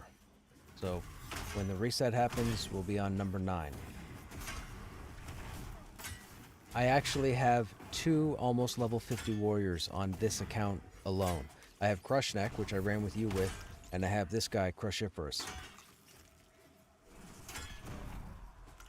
But I played them differently, just to see how they would play out. Krushnek was a bit overpowered. There was no point in me playing Krushnek all this time, because he was already pretty much best in slot. Level 50, didn't need anything. They had made the agility change to the warrior, so I wanted to start a new warrior to see what we could do with it.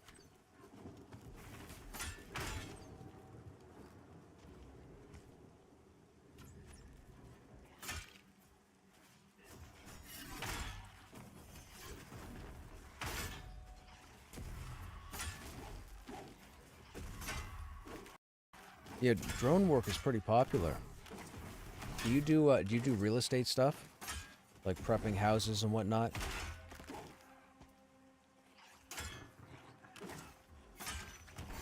If that's the kind of drone I'm thinking about.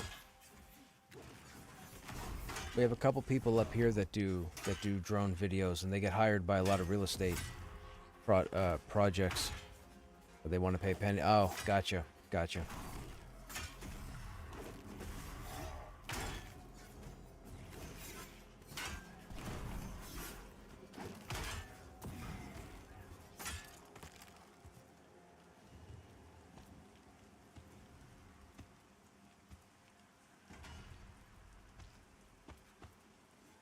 I got one last night.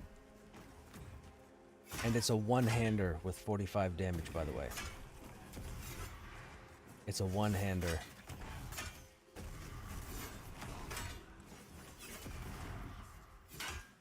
I think at some point I'm gonna have to jump on Lancelot.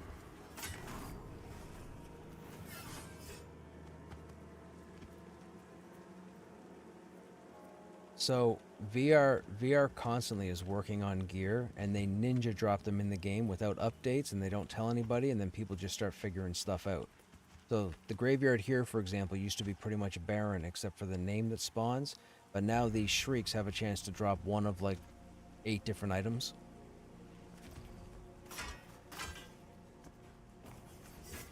So their plan with Pantheon in the beginning, they really wanted people to explore the game, so to do that, they wanted to make sure loot was spread out over everything. They didn't want people to come in, get a static group, wind up in a dungeon at a specific location and camp that for weeks on end trying to get the best of everything. They want to try and force people creatively to crawl stuff, and then all of a sudden, poof, something drops. It could be a trash mob, could be a rare mob, what have you. They couldn't... they couldn't get there until about 4 months ago, and then they started the process of sprinkling gear all over the map. So you could be level 50, you could be running through Halnirs, which is like level 20 content, and something will drop, that your 50 will use as an upgrade.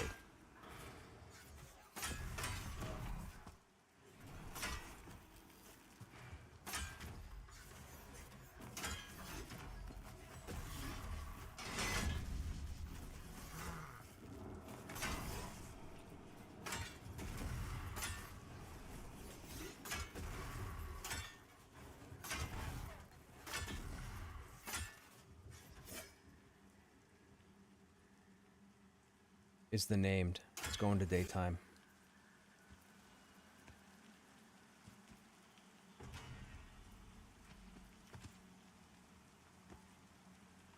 Yeah, we want to pay you $14 an hour for you to drive way out and take photography with your $1,500 drone. You need commercial. Yeah, forget that. $14? No. No, that's ridiculous. You know how many videos you'd have to do each day? And that's just to try and make back the $1,500 drone? Not to mention the wear and tear. It's like a car. The wear and tear the drone's going to take. Like, the drone's not 100% every single day. There'll be a point where you'll have to get it serviced or replace it or what have you. You definitely want to make sure you don't earn $250 to pay off a $1,500 drone. I get it. What about influencers? Do you do anything online with like user generated content or UGC? Do you offer drone stuff for UGC, or do you stick like reality? Like, when I say reality, I mean in your physical area.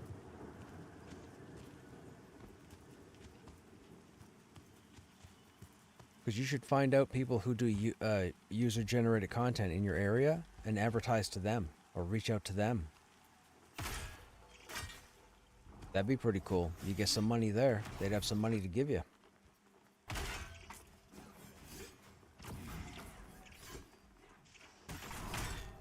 Excuse me.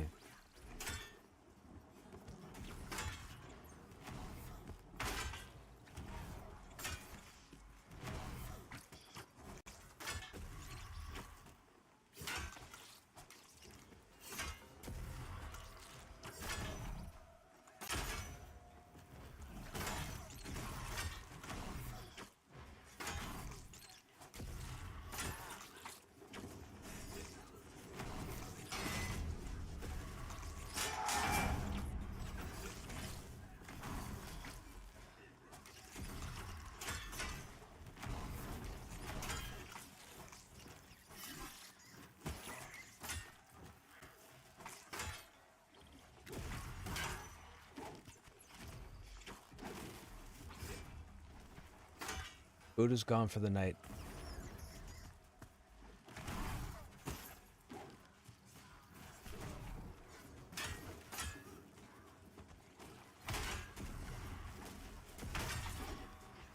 It comes from the tier 3 chests, the Hangor boxes.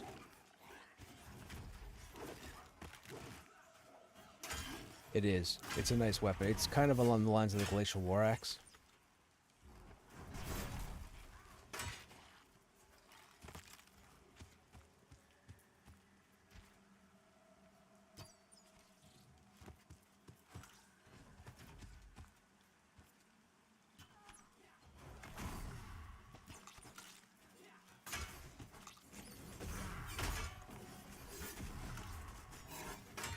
Yes.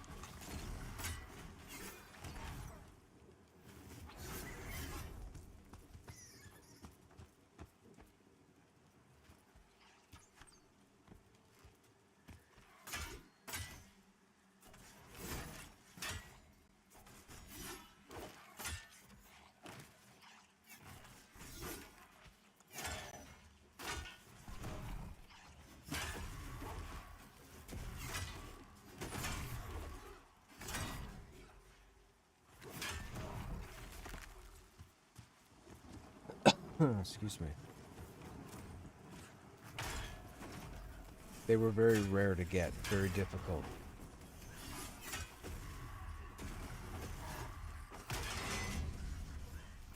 Yep.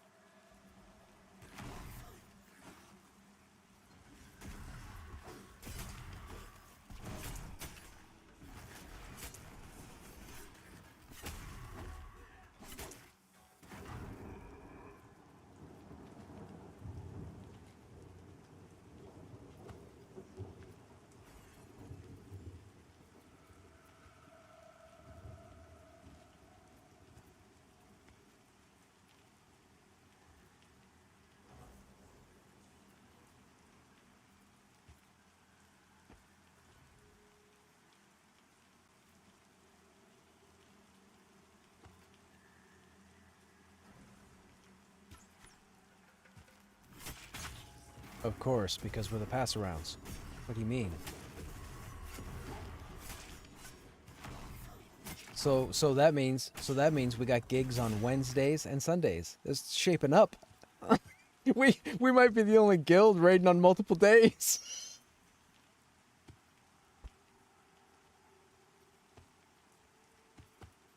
Oh my.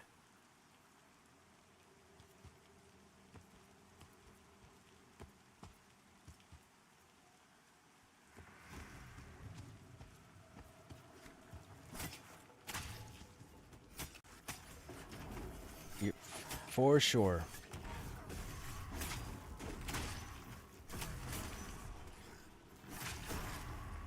I mean, so are we. That's why we're getting all these invites. What do you mean? Or maybe not you. Maybe not you. Yeah, maybe not you, but me for sure. Oh man, I gotta get these guys on stream. Gotta get these guys on stream. You guys gotta stop listening to one side of the conversation.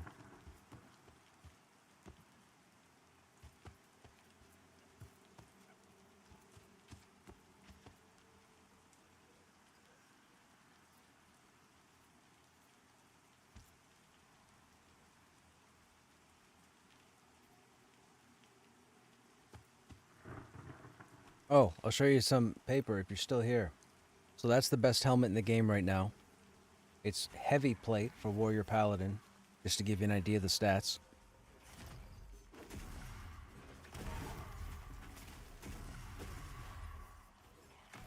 That's off the raid boss.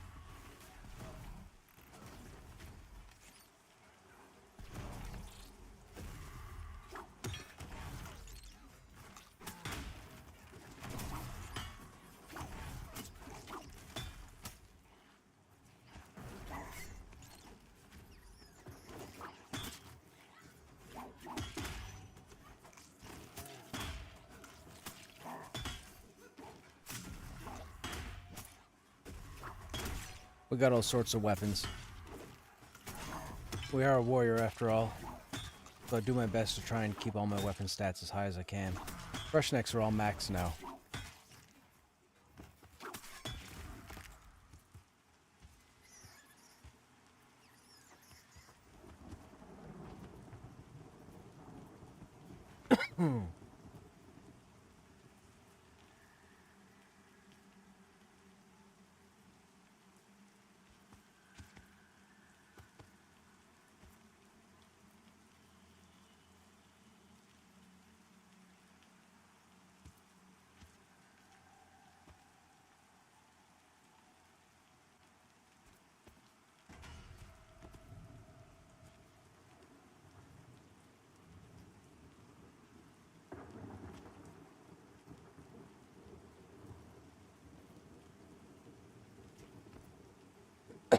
Excuse me.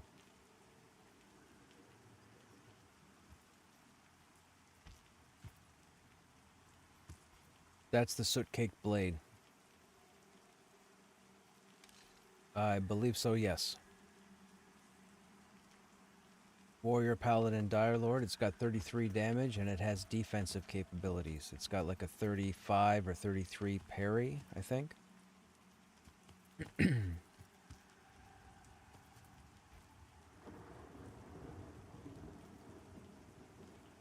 Yep.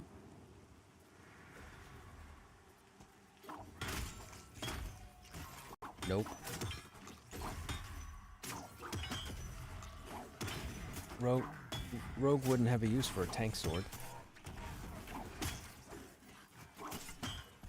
Yeah, but it's a tank sword.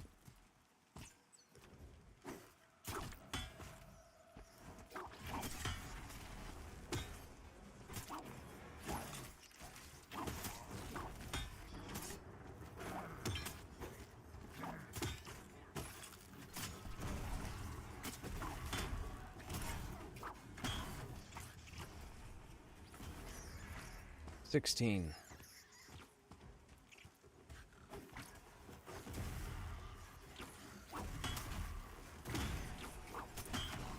I said that in the beginning. If you have both of them, you should have a proc called Sting of the Beetle, and it should do like a small amount of damage or something.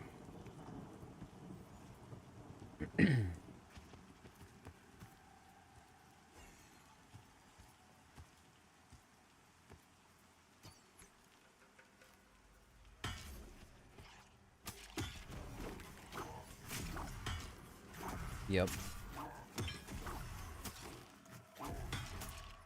Yep, go to Mad Run, get an Ichor Scorched Partisan, go to Hangor, get a Spear of Endless Frost, and you'll never need another pair of weapons until you get a Fang. Which is only rogue only.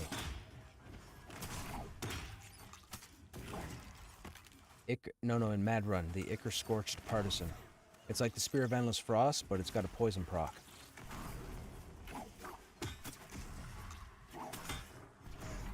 Yep. Yep.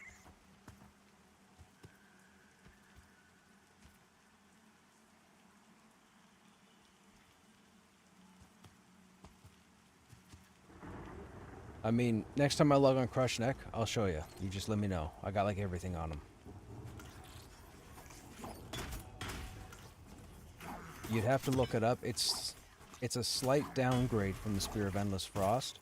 And if I'm not mistaken, when I tested the procs, I think the Spear of Endless Frost does like 6 points of damage more.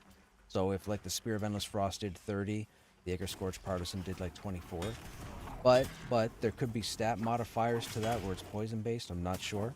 But yes, there's the Ichor Scorched Partisan in Mad Run, and then there's the Spear of Endless Frost, and then there's the Feathered Windblade we talked about earlier. Those were the 3 initial proc spears. Yep. Possibly. I don't know what the proc is for Felspike's damage on average. It would come down to the proc.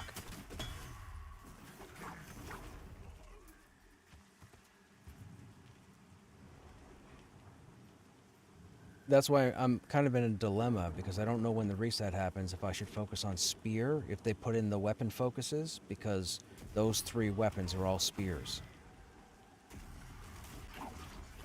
And then if I do that, I automatically put myself at ground zero if I happen to get up to the Enclave and get a soot-caked blade or a sword type or even a mace type weapon. So, I don't know. And there's not really many low-level spear options outside of the rusted stuff that drops and possibly a crafter.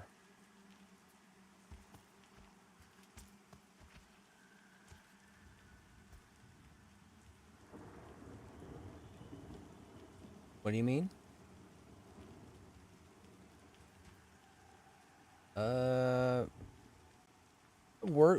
Worth making? No, because nothing really is worth making in this game until they do the revamp to crafting.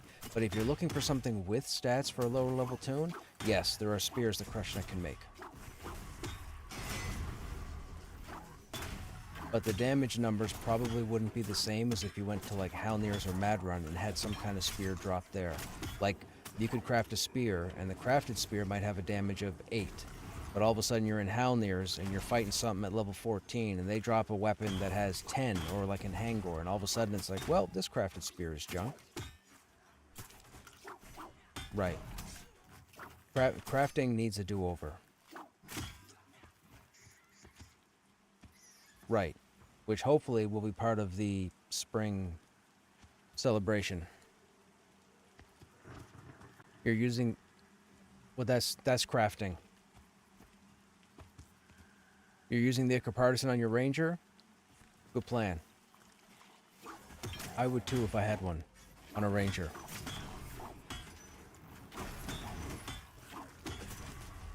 It's not. Yeah. When Krushnek took took Weaponsmith, he took Alchemy for the Tempers. I've been all through Alchemy, like up to tier 3. It's just not worth it. You need more material than jewel crafting. Yeah. The only reason to have Alchemy is for the Tempers, which is unfortunate. Like, we should be able to pump out fire resist pots and cold resist pots and shock resist pots without needing ultra rare 1,000 of a certain item from the bottom of Halnir's or what, like, yeah, alchemy is just, no, it's just not worth it. A guild of 50 people would have to fuel one alchemist in the hopes of getting out enough items for that guild to, like, raid, go after Del Taco, go into the Smoldering or what like, it, yeah, it needs to be redone. Or improved. It needs to be improved.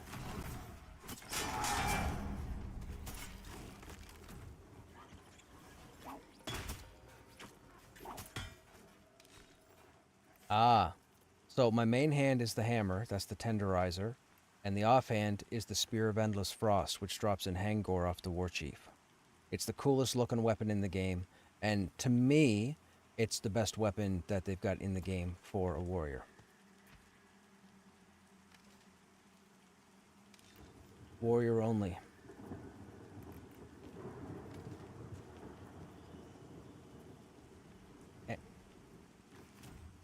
The cool thing about the spear is that it Frost Slash, which is the proc on it, procs a lot.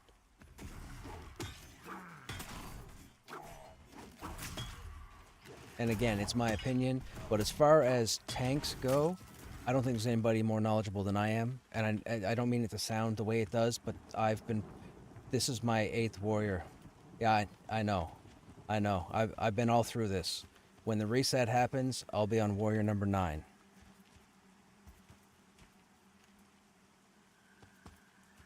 Yep.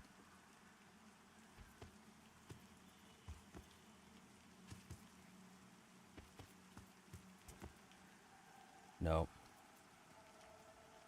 It would be. Now, maybe that happens, but nothing has been mentioned anywheres for any reason, so.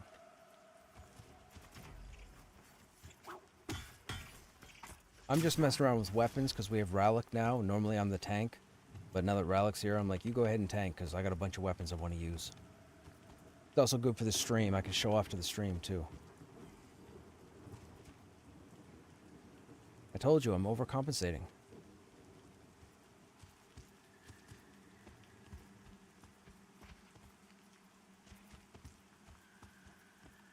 Has it? More than 22?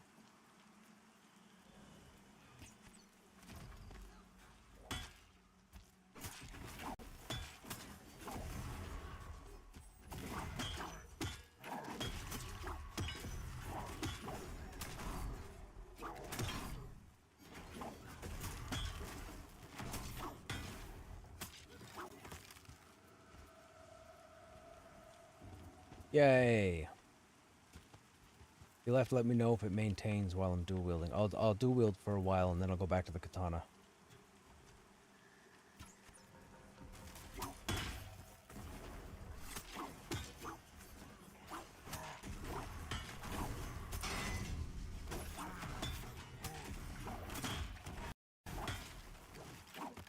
They can.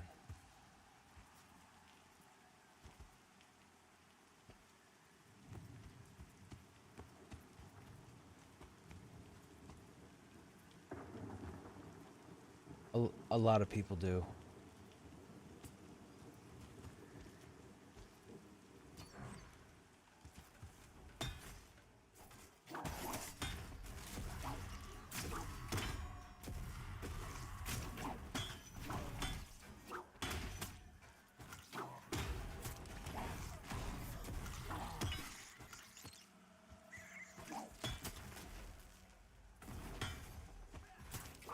So, yeah, when the warriors came in, they only had abilities up to level 10. So, we only had ability. I ended up taking the first 4 warriors to like level 20 something just using level 1 to 10 skills.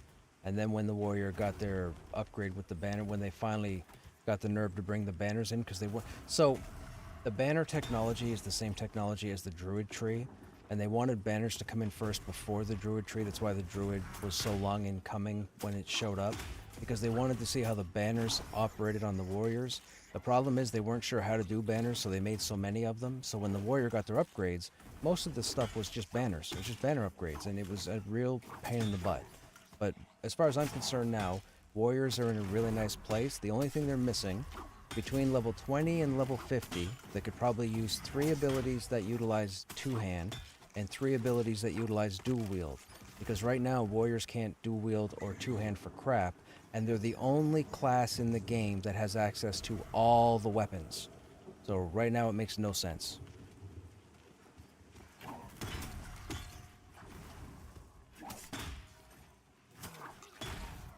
Yes. But other than that, I absolutely love the warrior. The other issue I have, warriors still can't hold aggro from a paladin or dire lord. I can hold aggro. I've had 2 wizards in the group with the new changes, and I've held aggro for 4 hours. But when it comes to a paladin or dire lord, they still generate more threat than the warrior does. And to me personally, I don't know what they're aiming for, giving the warrior the whole shield mechanic, but I would think that our threat should be on level with them, and right now it's not. I can grab aggro on, say, Tel Daedrus, the raid target, and a paladin will have it within 2 combat rounds, and a dire lord will have it the moment they get 7 stacks of their phantoms, and I'll never get it back. Like, it's just, it's, yeah, I don't know if they plan. My understanding is when the masteries come in and the warriors get their Bastion tree. Bastion apparently is supposed to be the defensive tank build. I need to see this stuff first to, you know, make an opinion or what have you. But for the amount of time I've put into the war, like, I feel like my input is probably the most informed with the class, just because of how long and often I've been playing the warrior. But that's just me. But nobody listens.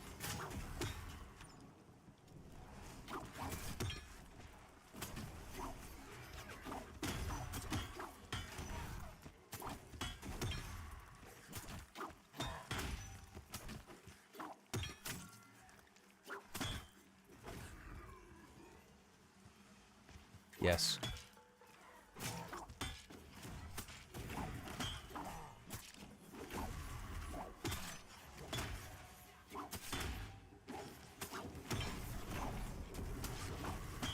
Yeah. Nope. Nope, you weren't hallucinating. Excuse me. The warrior had nothing to set itself apart from the other 2 tanks, so that's why they had designed that the whole heavy plate classification. But for right now, again, I still believe that we need at least 3 abilities from level 20 to 50 for dual wield and 3 abilities for two-hand. And then just, you know, find a way to get our threat on level with the paladin and dire lord, and then just let us go. But too many warriors out there. And so just to give you an example, when they switched the warriors over to the what I call the agility system about 6 months ago, and they made it so that all of our abilities are now on agility and not strength and or dex. So with that said, there was no gear, and there still is no reliable gear from...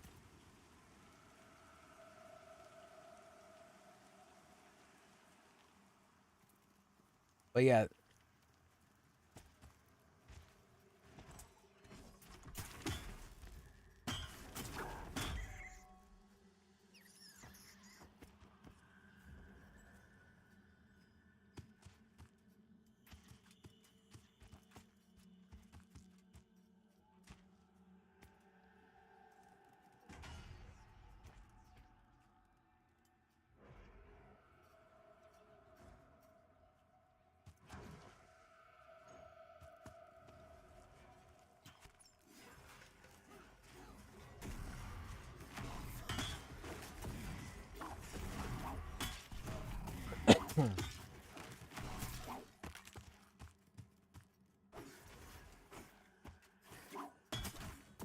you will have something like the controller. Like that would be like one of your masters would be like the controller. And that'll probably be your mezzes, your lulls.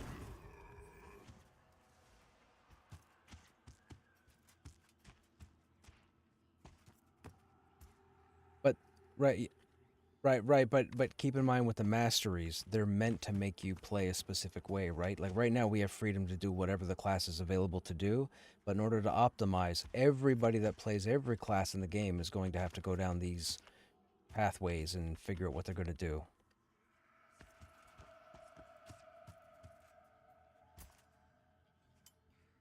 Like what For example, I have no interest in DPSing. I have no interest in DPSing at all. I want to tank. So when it comes to my masteries and I have to choose the shield path versus the weapons path, you know, like, you got to try and figure out what's going to work best for you. So I'm going to have to go down the shield path and then sacrifice whatever I miss in all the other stuff. Whether I play a certain way or not now, I'm going to have to play their way when masteries come out. And all classes will have to do the same thing. You won't play the same after the masteries. You'll try, but you won't. Yep. You'll be looking at different gear. You'll be looking at different stats based on the abilities and what stats they're based off of, if they even stick to that, which I'm sure they will. So people are going to have to... It's going to come to a point where you're going to have 100 enchanters, and they're all going to play different. Or 100 warriors, and they're all going to play different.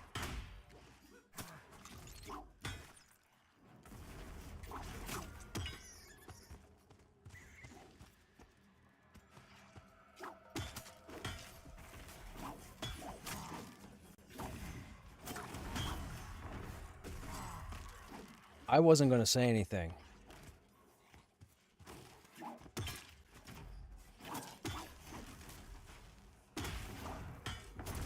I mean, I've grouped with both yous, and you both row the same boat.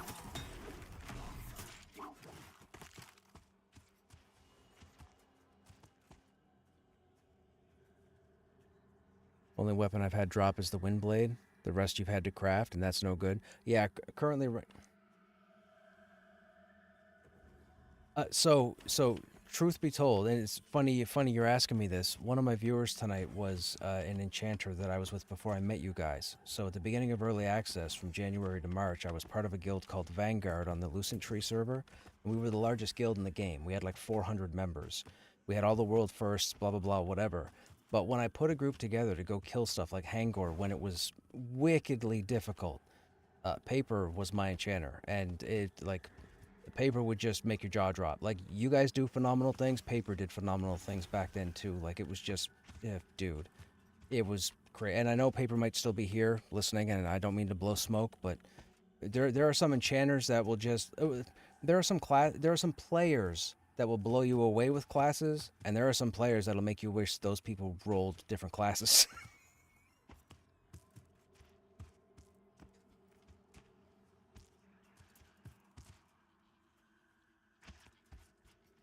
Right.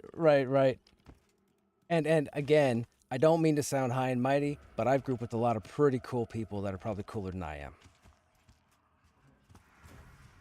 Now, I use the word probably.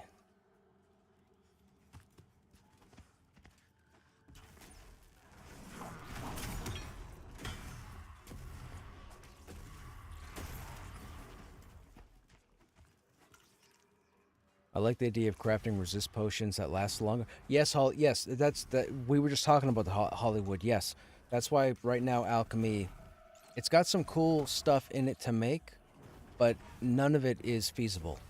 None of it. Tempers, and that's about it. Making the tempers to make the magic weapons, the rare armor, the rare jewelry. That's where alchemy comes in. The rest of the stuff, it's not worth doing because you need to go around and get too much of the nonsense ingredients.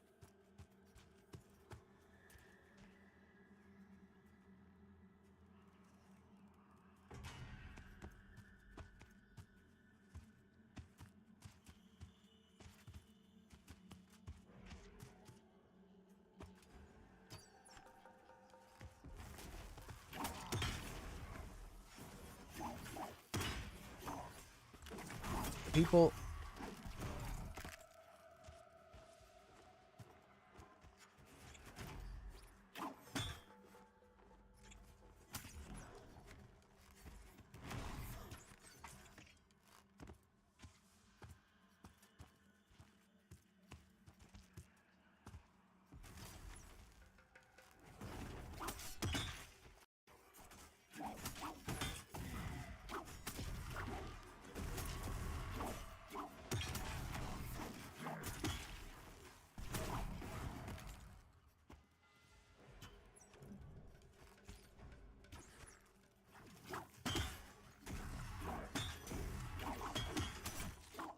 Yeah, I get people that jump in stream quite regularly, and they ask me things like, "What's the best healer you've grouped with?" or "What's the worst healer you've grouped with?" or "How does the enchanter differ from the rogue or the necro?" Or like I get all sorts of these questions, and what it comes down to for me, I have grouped with every class. I have ran with every combination of classes you can think of, and I've killed everything I've come up against. So it wasn't until early access when a lot of people started complaining about how classes were.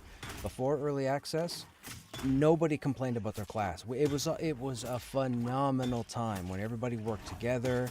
Everybody was figuring stuff out. We were communicating. Like we had this conversation yesterday about the exposed system or technique system. We talked everything out. We had everything planned. Everybody was excited to group. It was an amazing time, but then early access came, and unfortunately, a lot of people who probably shouldn't have been introduced to a game in development came into this game, and stuff went sideways. But I've never had a struggle or issue grouping with any class combination ever in any content.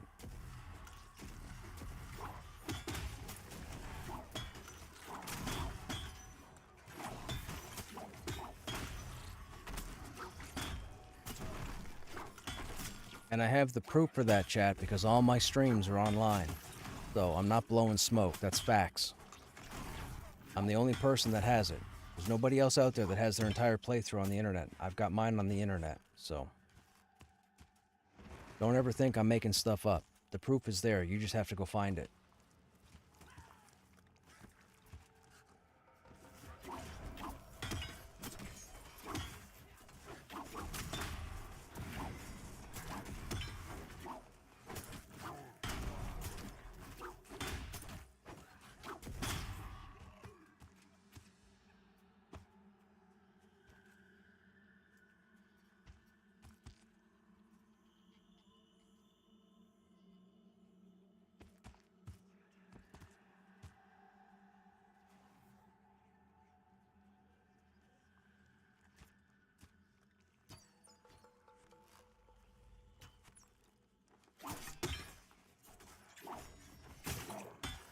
But I've had nothing but fun. I mean, I've been playing this game every night for a long time. I have nothing but fun every time I'm here. Like it's just I've grouped with hundreds and hundreds and hundreds and hundreds of people, and except for two, they've all been fantastic.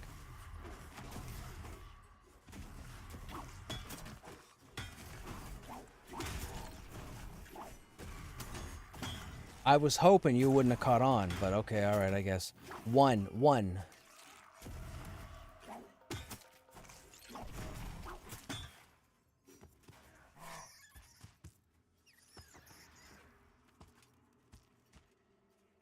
Excuse me.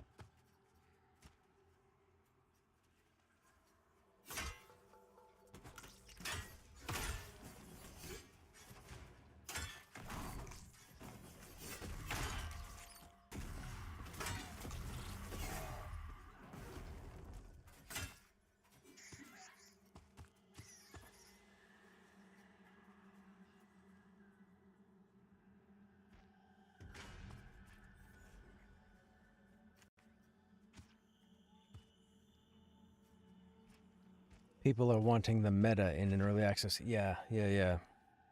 One day if we group up, we'll see about that record, right? I get along with everybody. The two individuals that I'm referring to, it's not about how they got along with me, it's how they operated in the group. I get along with everybody. I don't care if you're a butthole, I don't care if you're the nicest person. I get along with everybody. My whole career has been people person. But with these two individuals, I hope I never get in a group with them because they just disintegrate the group. That's all. Has nothing to do with them and me. It's them being in the group. So I hope I never group with them again. Unless they vastly change the way they were, what have you.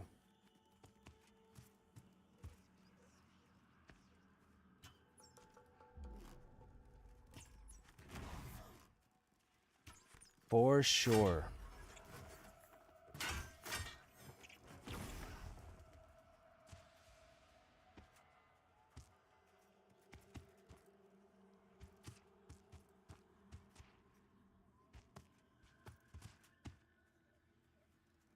Well, see, my whole thing is I don't want to know everything when the game launches, so I'm kind of torn as to how much time I want to put in this versus every time they come out with new content, let's go do it all. Every time they come out with new quests, let's go do it all. Like, I don't want to know everything when the game launches, so I'm having a crisis. I don't look at websites. I don't look at maps. I don't want a map in the game. Everybody that knows me knows that. Like, I want to enjoy the game. You don't need a map.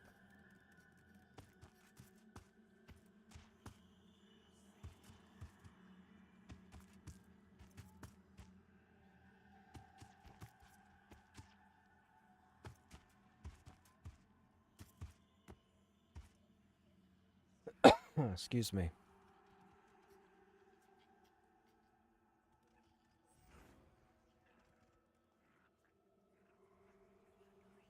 People who complain about maps, I feel like, are the same people who can't go on a hike or go camping without their phone. It's the whole thing there is you don't need a map. And I'm being genuine with that. I have never needed a map, and I know everywhere to go on this continent because I've explored, I've been in hundreds of groups. Yeah, grats whomever. I think Cylindral. The full mana gave it away. But yeah, I've run everywhere 100 times. I know where to go anywhere on this continent right now. If somebody were to say, "Hey man, we're going to blah blah blah in Eastern Plains," I'm like, "Okay, I'll be there." Probably about 10-15 minutes, but I'll be there. It just takes time, and I don't play 10 hours a day. I'm lucky to get 3 hours in with a group. You guys know, if you've been here long enough, you know a lot of times I spend time sitting here talking to you guys or looking at the bank or what have you. It's not like I start stream and all of a sudden I'm in a group and away we go. And I still have learned every single place. I can log in the game. I could have somebody else play play any of my tunes, log out somewhere's random, and when I log in, I know where I am.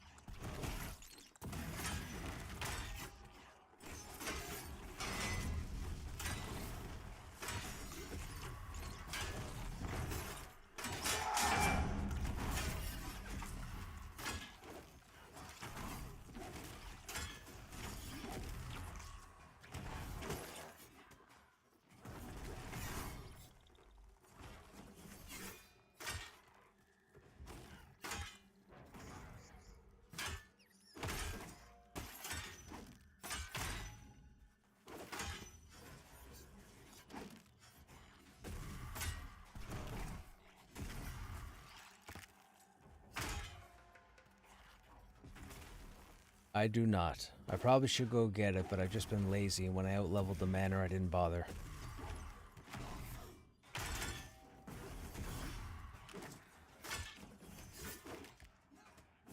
Yeah, and I love the group. I don't love soloing. I'll do it for a small amount of time, but I can't stand it.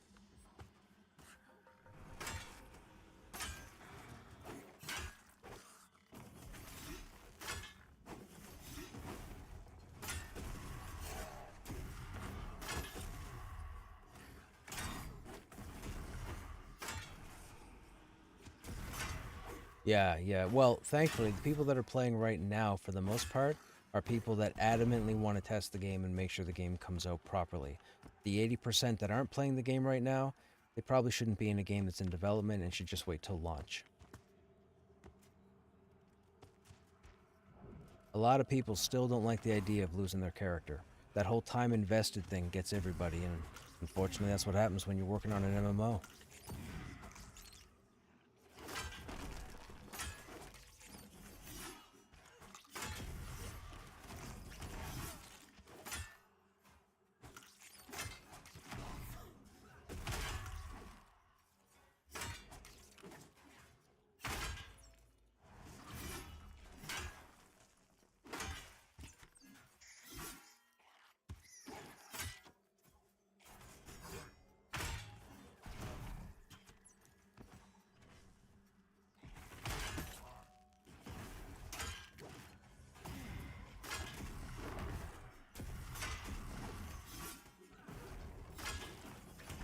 I think you want it too.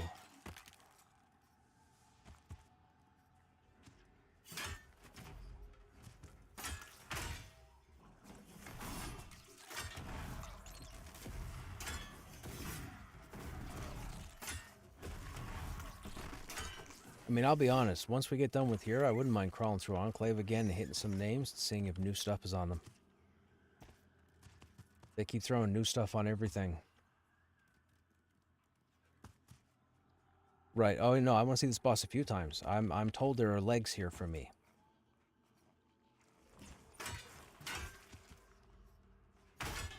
Let's hope so. Hey, I knew I liked you for a reason.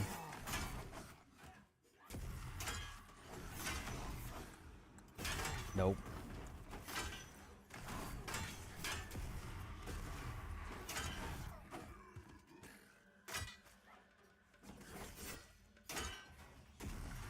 I feel like it should catch on fire. Like, I feel like there should be some kind of flaming animation ability.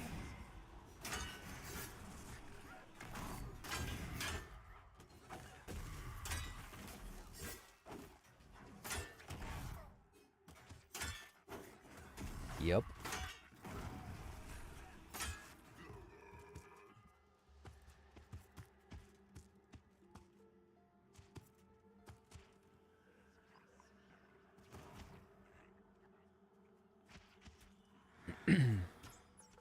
Hey, Mr. Degg, what's happening? How you doing?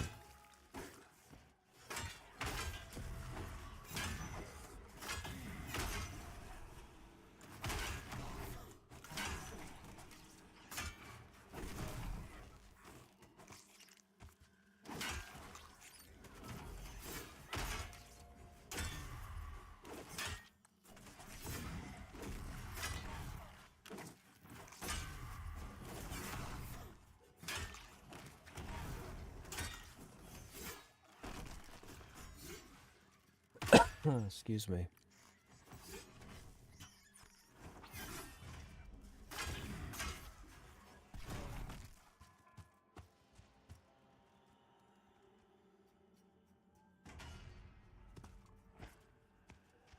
Good old Ledge. Yeah. Yo, Ledge is still around, Lump. Ledge is still around. He's, I don't know who he's with, but he's still here.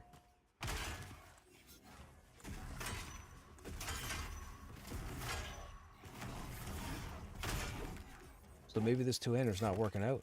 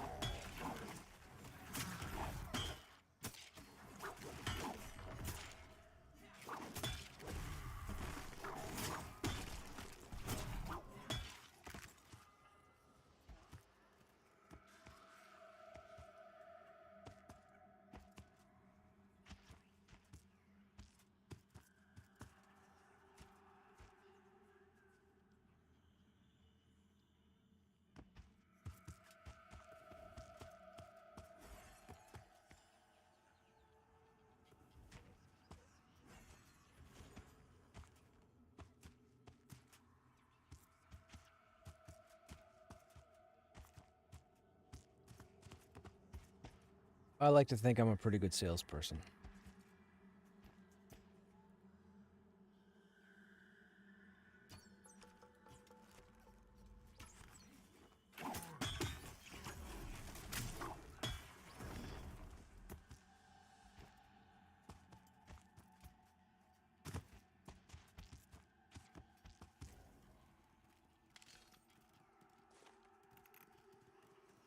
We don't need the writhing stud, so let's get some agility back up here. Where's my agility? That's endurance. 46 agility? What's down here? Stamina, parry. We're not tanking. Here we go. Wow, we almost have 50 agility. 47 strength and 49 agility. We're laughing.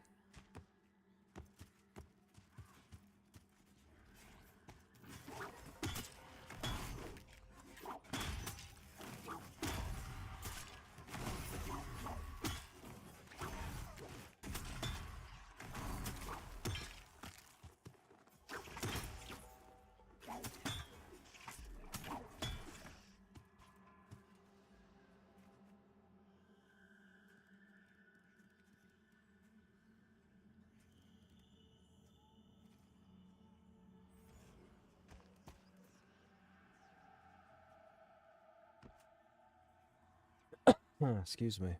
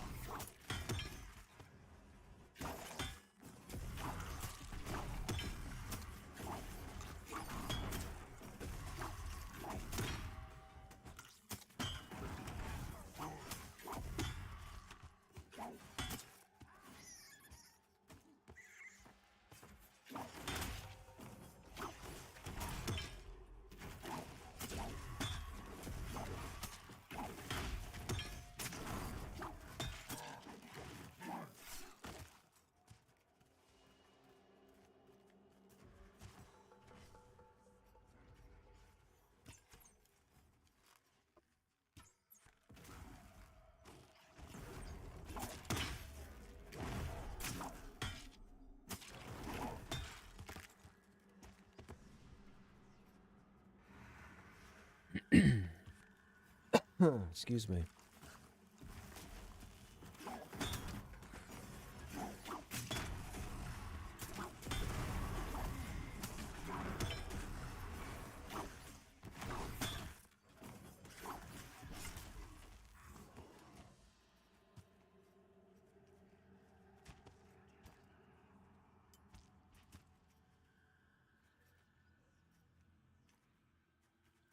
The itch for EQ was too strong. Group fell apart after an unfortunate wipe. Oh no.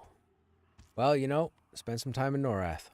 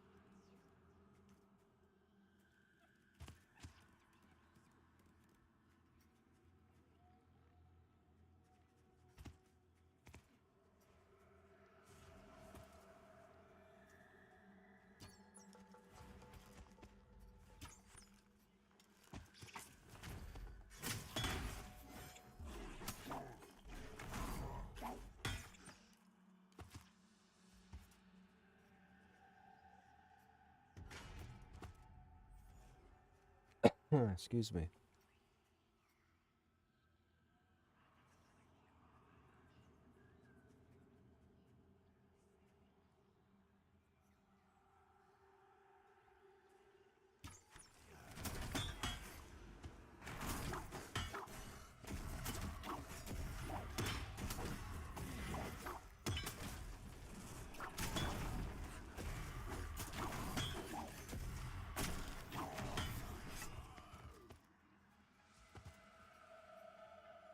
Nope.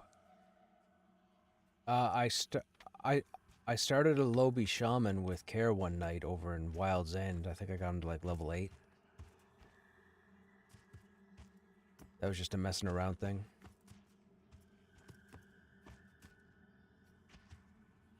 That's right. I bring the best healing out of other people.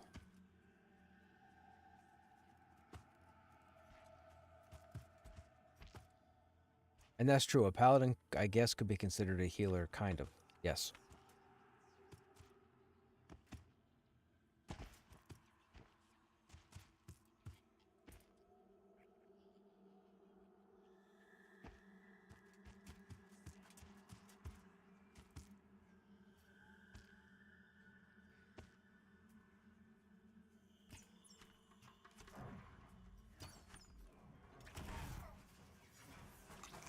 Oh, I got rooted.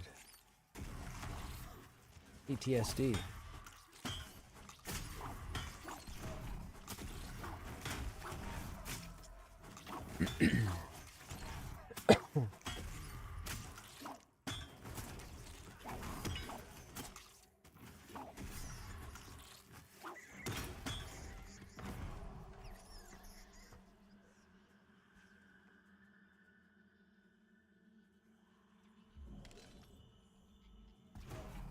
We can't squeeze out any more strength, can we? I'm trying to see if I can get 50 strength.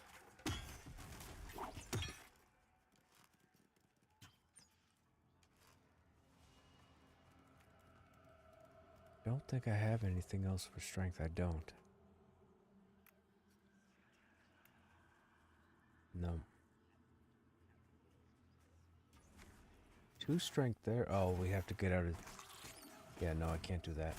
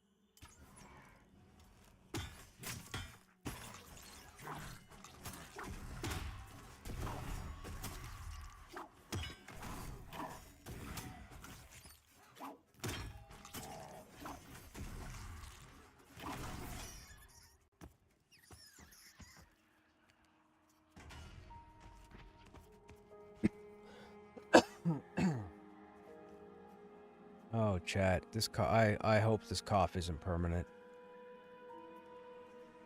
Ah.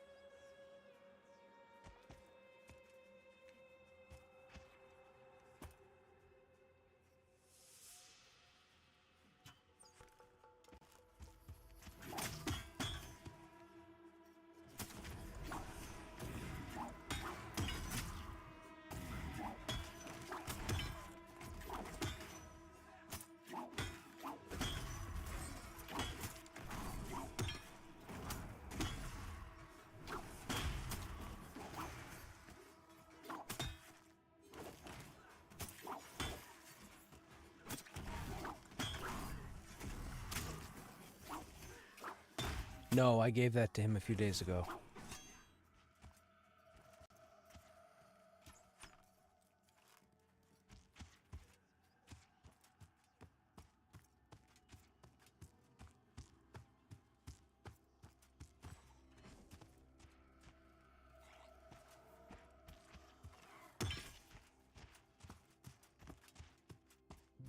I'm not chasing.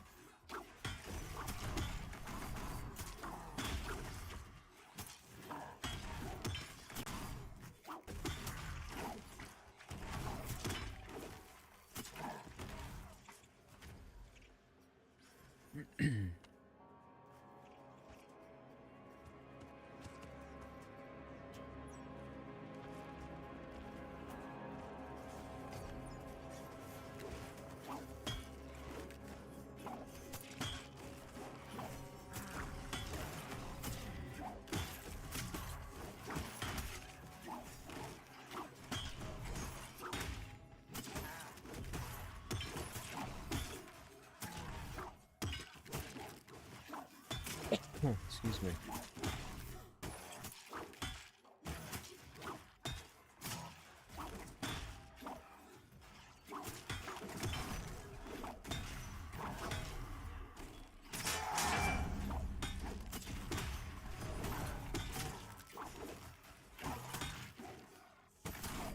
Not that I've ever seen.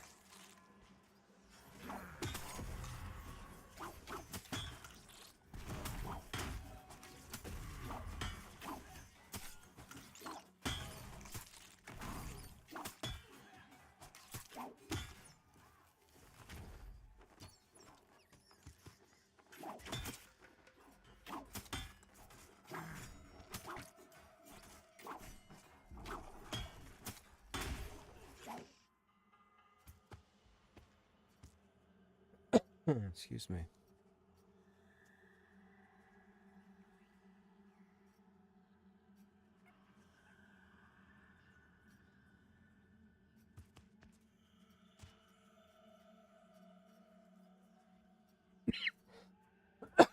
Oh my goodness, chat.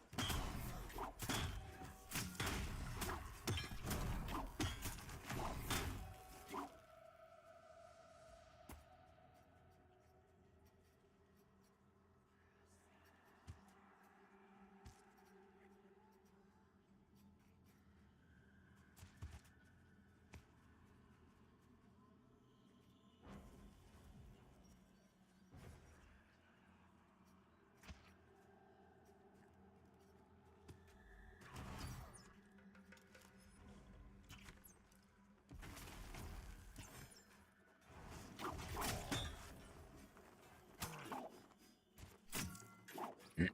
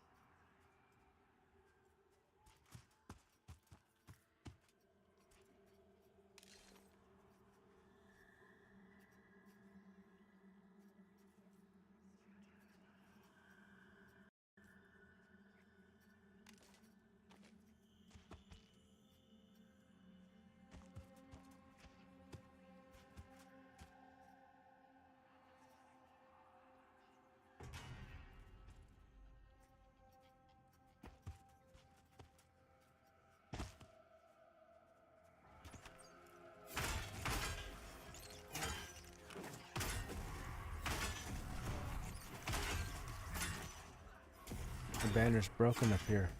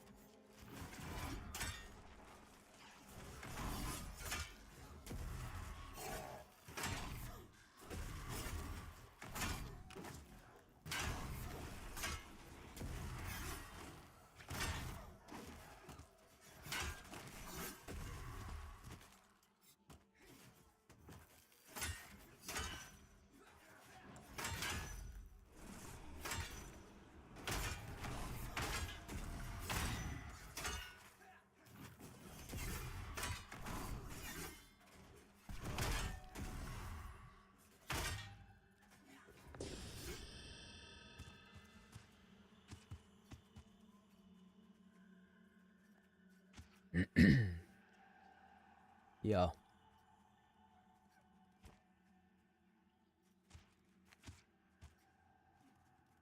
I know. We'll have to break out the coin flips.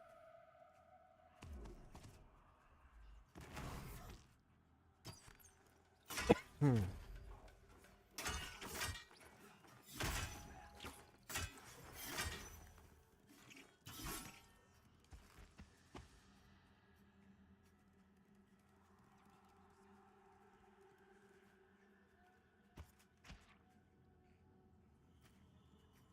I like this one. I think it's the gear too. Also, it could very well be that my hotbars are set up differently. Some of the icons are different play. It's a little tricky. You'd think I would have kept it the same with Krushnek and this guy, but I keep swapping out abilities so often that the two are never the same.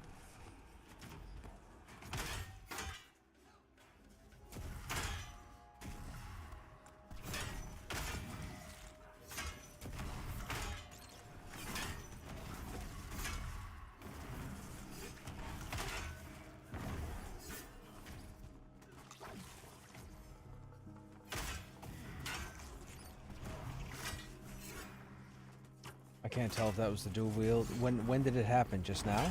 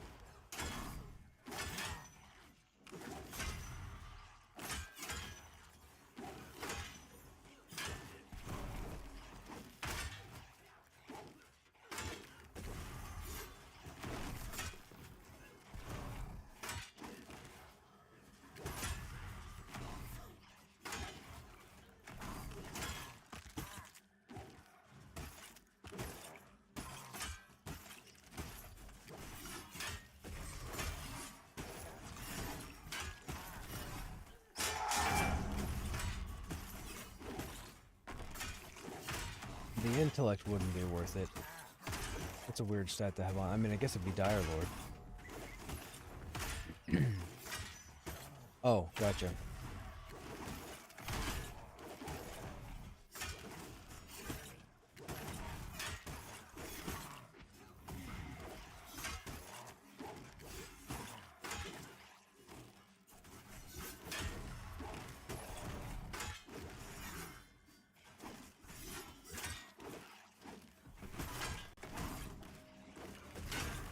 Crush could use a heal if possible.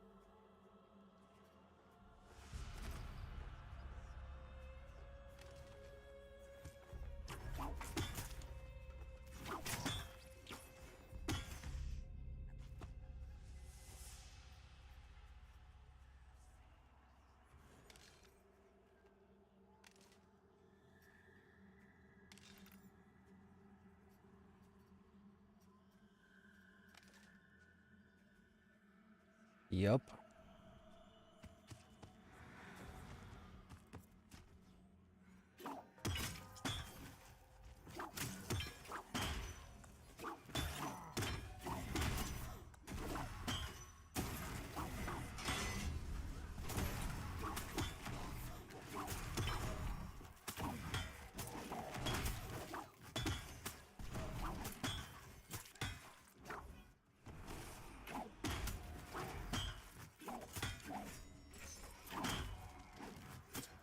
Same thing they did to Halnirs with the ghost room, the ghost room. Were you guys there when the ghosts were scary and wiping groups left, right, and center?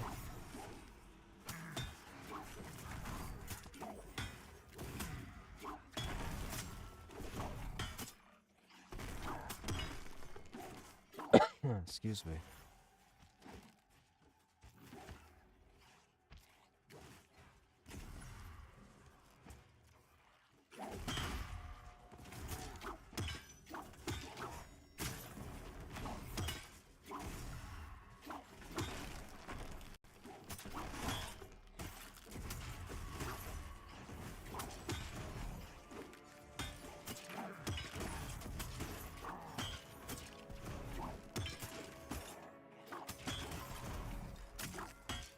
Cripplings.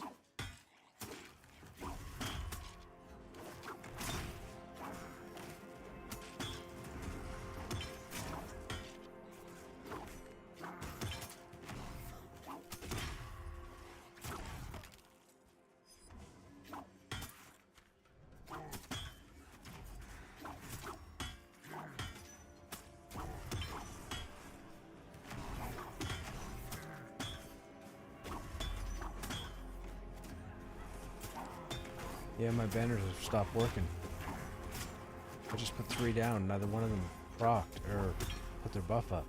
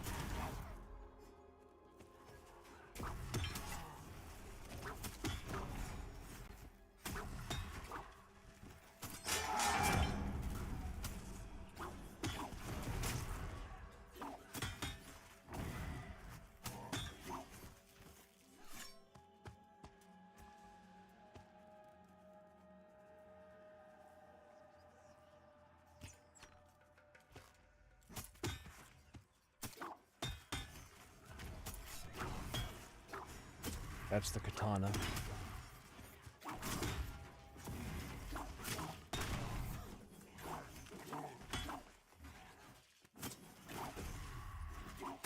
Relic.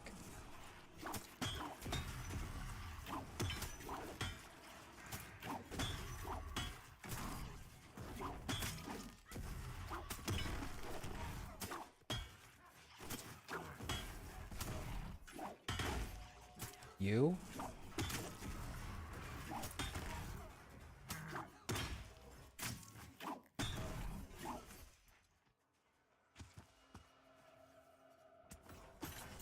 Slynn's probably got in a room.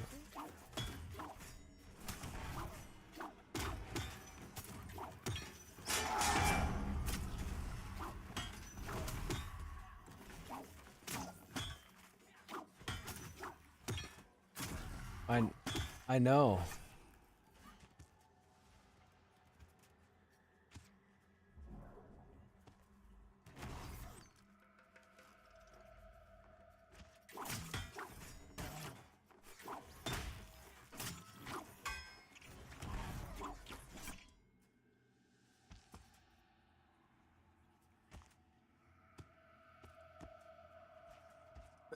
Excuse me.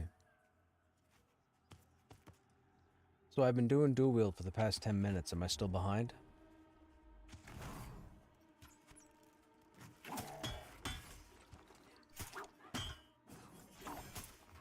Yeah. With the changes to the warrior does most of its DPS from the front when it's tanking because of the punish ability.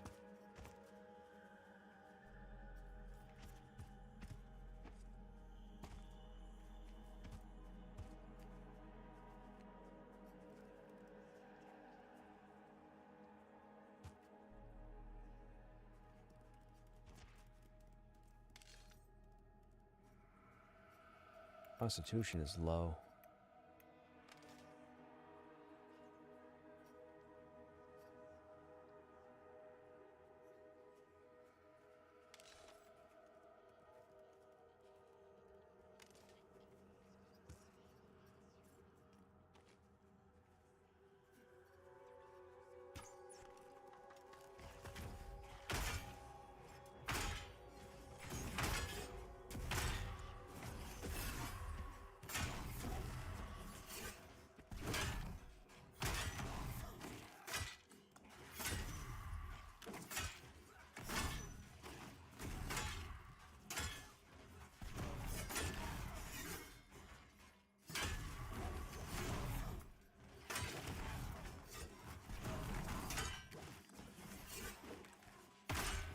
The sound when you do the overhead swing is crazy.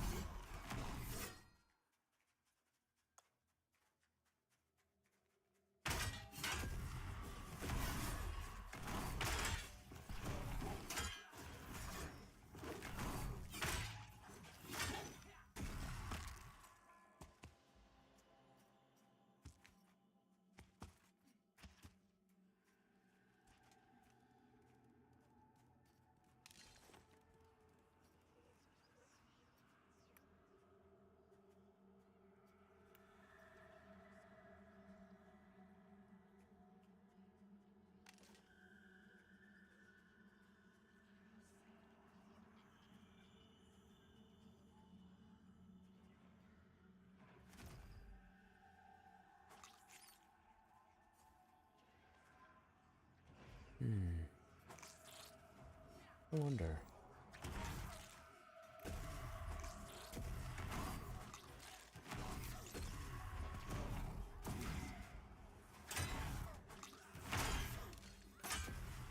Oh, I have less strength? Wait a minute. Oh, because I had both swords. Or both weapons. Oh, that's what it was.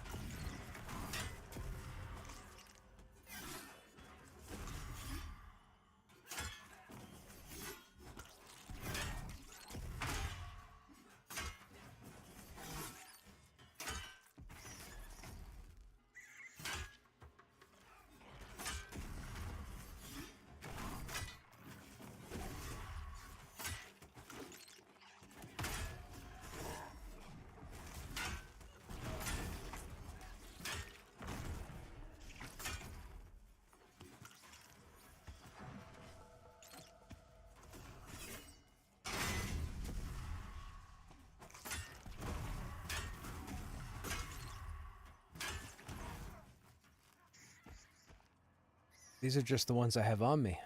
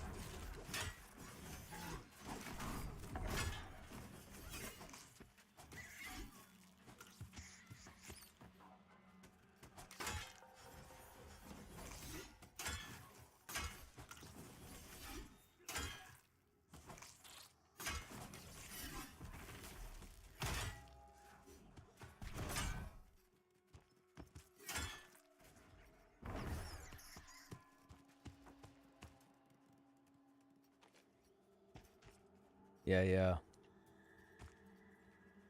Everything's bigger on an ogre.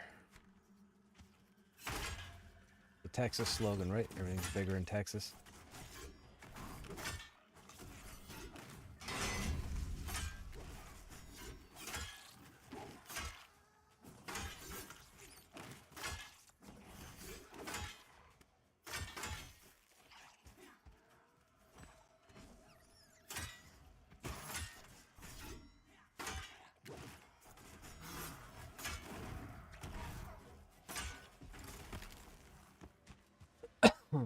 Excuse me.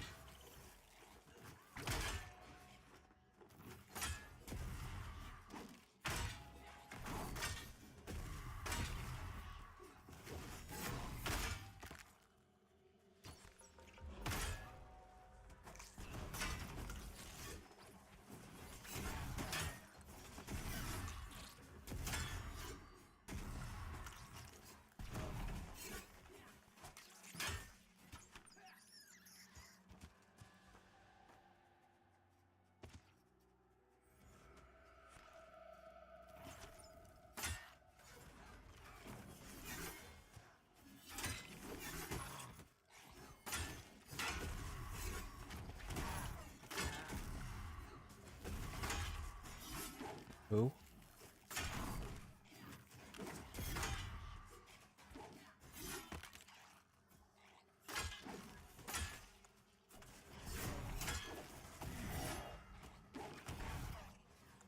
He ran down there for the raid when we climbed up in Sad, but we didn't really explore.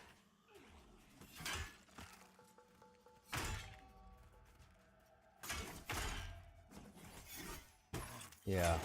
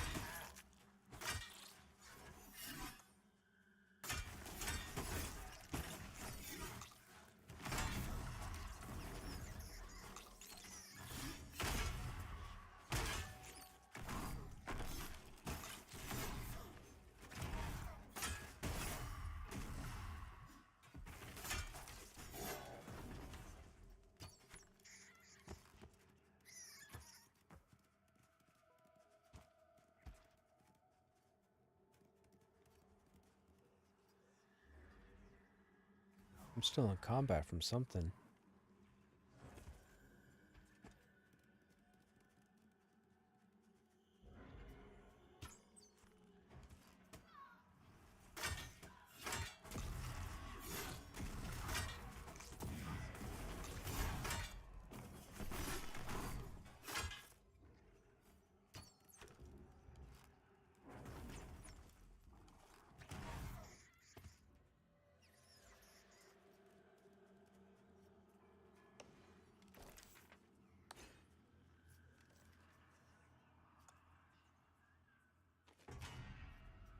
Nope, the banner's not spawning.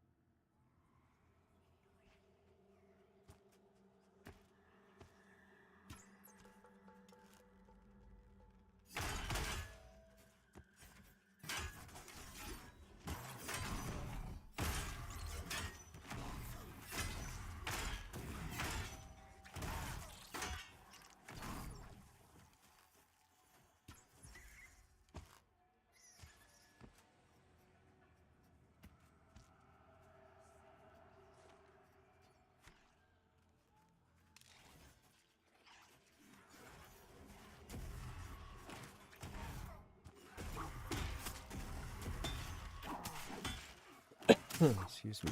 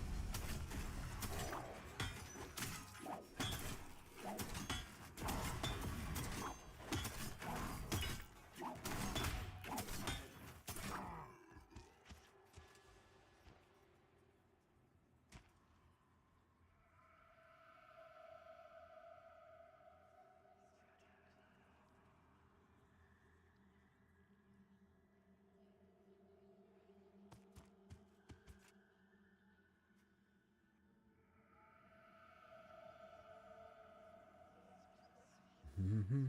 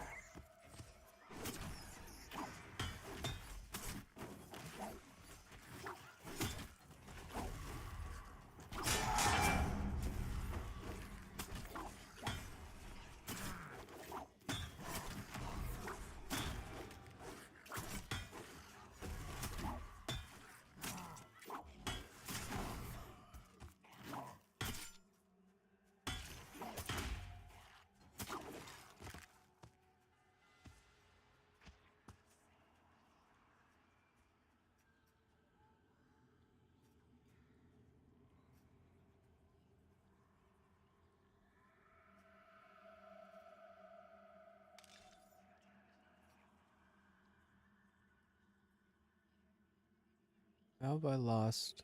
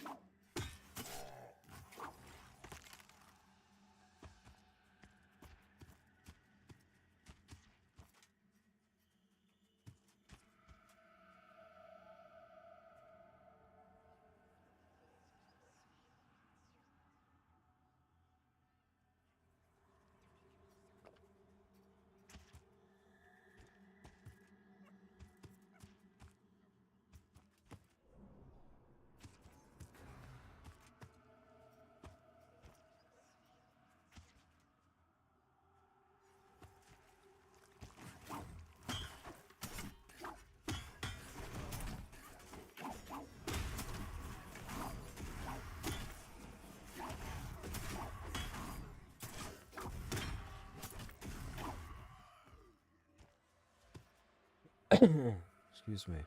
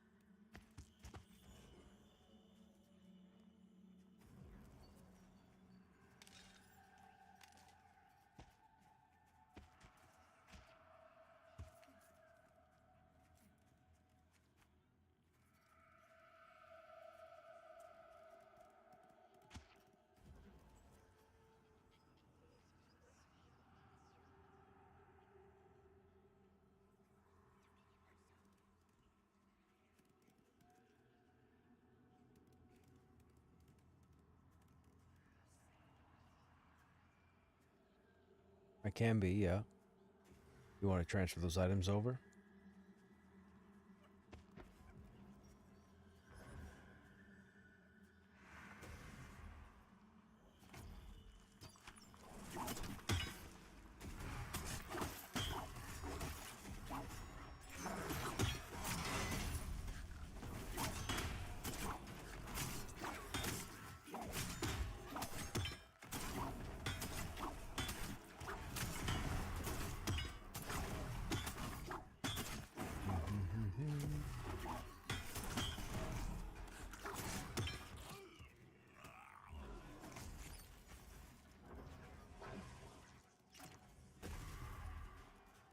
Funny thing we wipe often in life, it's how we get back up and who helps it. That's right.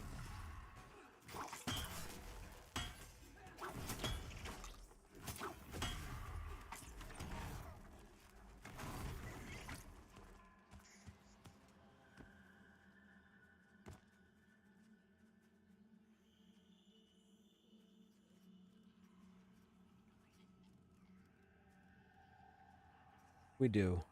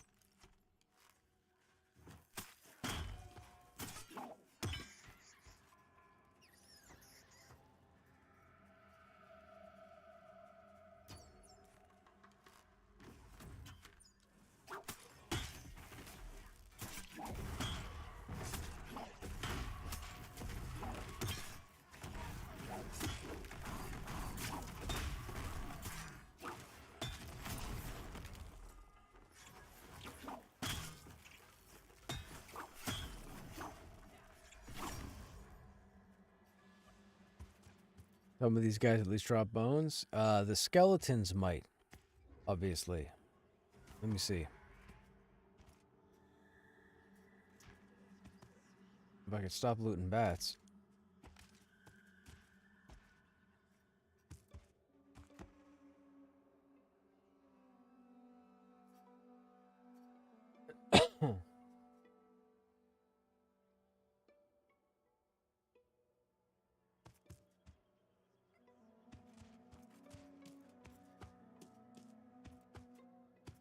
Yeah, yeah.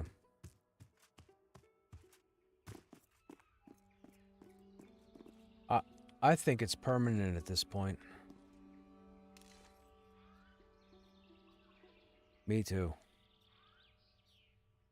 Hmm.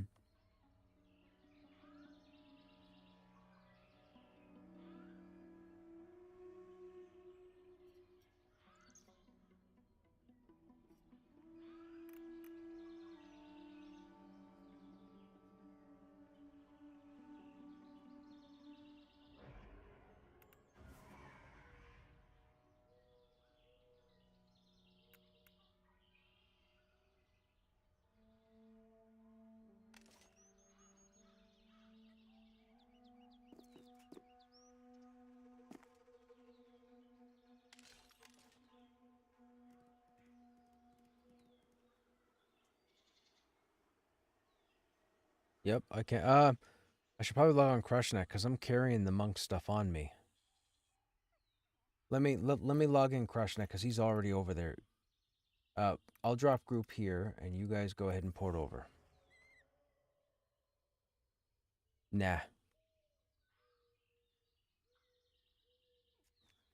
Necros none at trenches.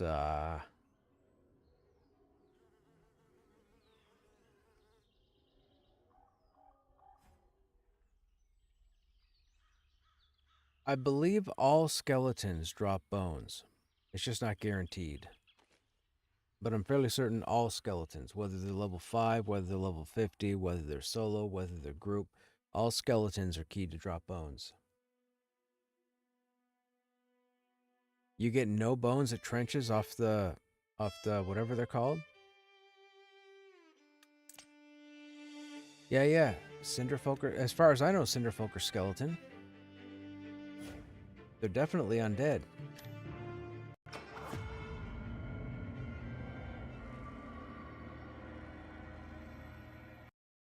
Oh wow, yeah, that does suck.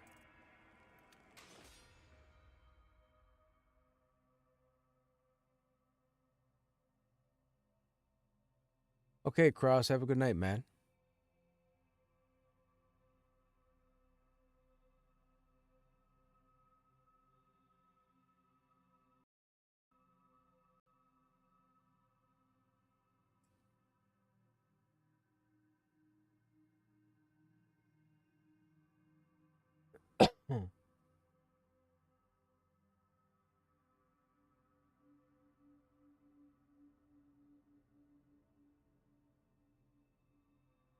Don't drop 2 apiece, but come on. Yeah, yeah, for sure, for sure.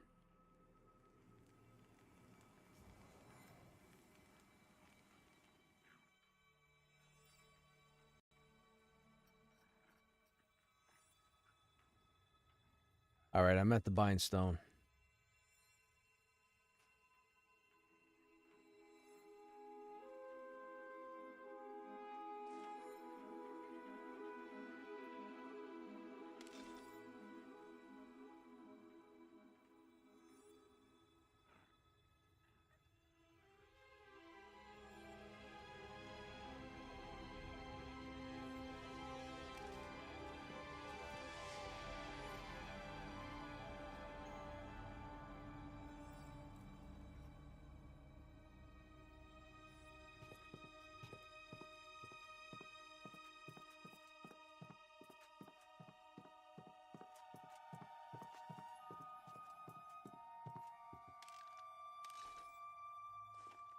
It's probably my favorite region in the whole game. The Enclave. Yeah. Excuse me. Where is the Ichor? Where is the Ichor? Nope. Nope. Nope. Nope. Nope. Where is the Ichor?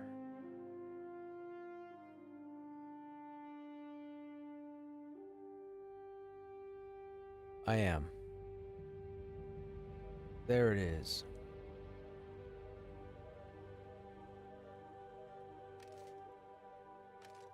I think I do have something to trade off to you to help me trade over. I'm going to take the Ichor Scorched and transfer it to Krushnek first.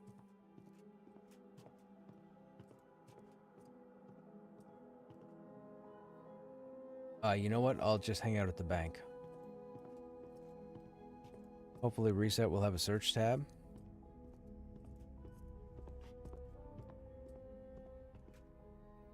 Oh, shoot. Yeah, well, I might trade it to you then and get you to hang on to it. And then when we group, if it's tomorrow or whatever, and I'll get it from you then. You wouldn't have it on your tune already, right? The Ichor Scorched Partisan.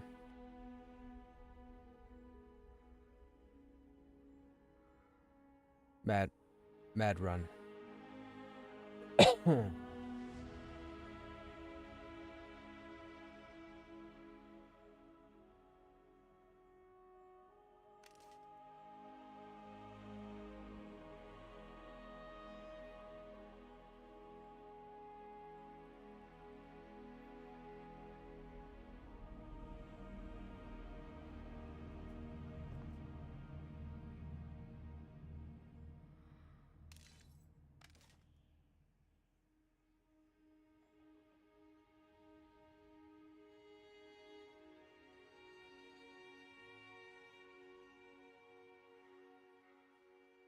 Yeah, don't fall.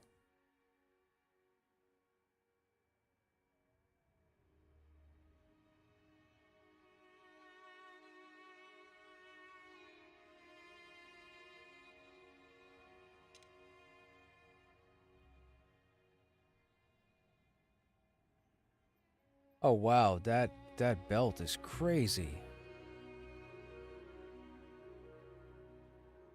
Every combat assist is plus 36. 36 physical crit, 36 hit rating, 36 dodge, 36 parry. What am I wearing for a belt? I'll trade you. I'm kidding. I would put it on though. It's warrior usable. I would use that. I would take off Galfang's belt in a heartbeat. Yeah, apparently. I said that earlier. I said we should go back to the Enclave at some point and crawl through and see what else drops. I'm pretty sure this is a new item.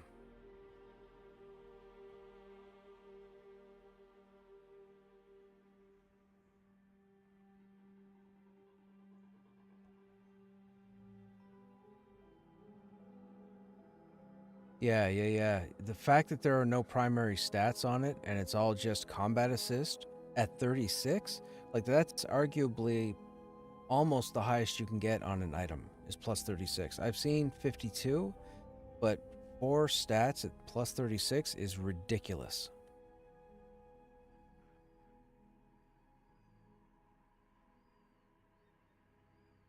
That, yeah, that doesn't mean that that's nothing. That's a crazy belt, chat, right there. That is nuts. Plus 36 to physical crit, hit rating, dodge, and parry.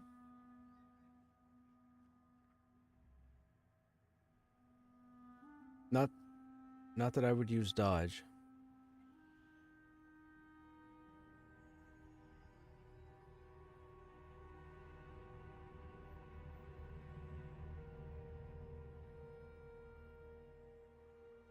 AVP.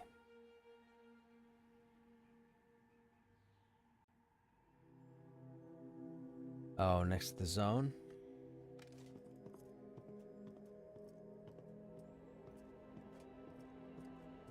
Well, Krushnek has the belt right now, so I guess I should probably start running back towards you.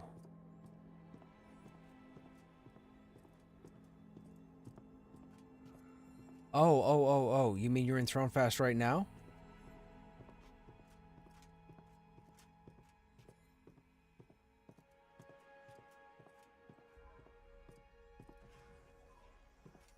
Okay, so if I'm trading this to Snapper, where do I meet you?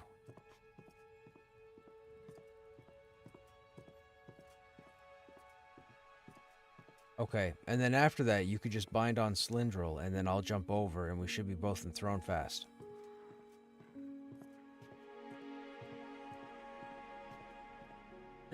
Excuse me.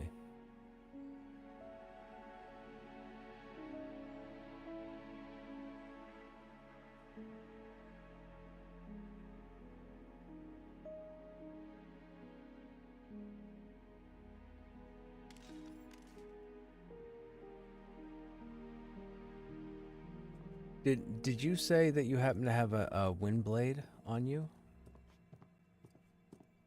What were the stats again on it?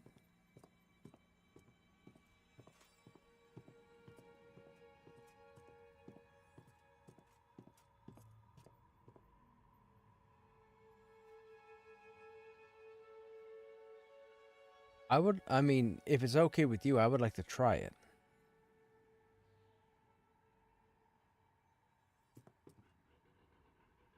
I would probably go to Cruciferous, but I mean, where are you at right now?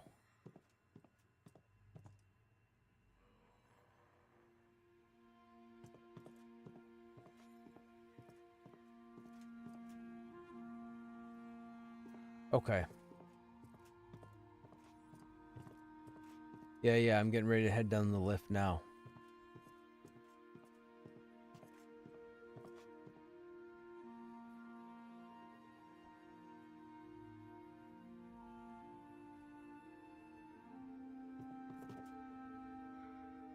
Yeah, that's...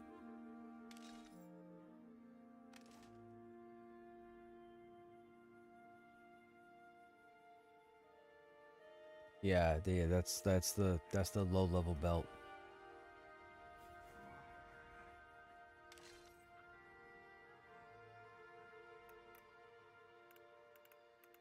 Stats are pretty nice.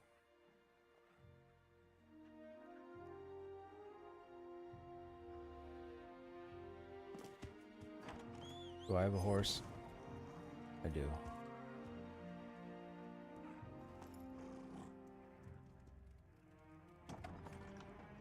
Huh? Yeah, it's got the 4 assist stats at plus 36. You're going to put this on. It doesn't matter what anybody tells you. You're going to put this on. There's no other belt.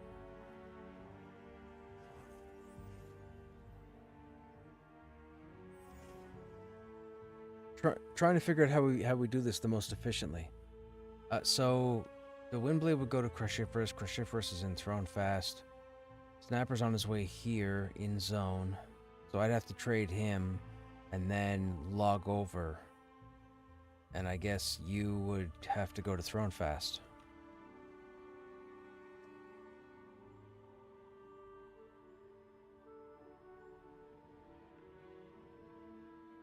Right.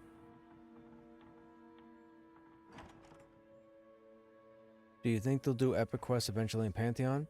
So they have Epic Quest type quest lines right now. Like when you crawl through Smoldering Trenches and Enclave, it's actually like a 16 or 17 quest chain that you have to do. Will they do it for weapons? I'm not sure. I don't think so. I think their gear will be primarily dropped.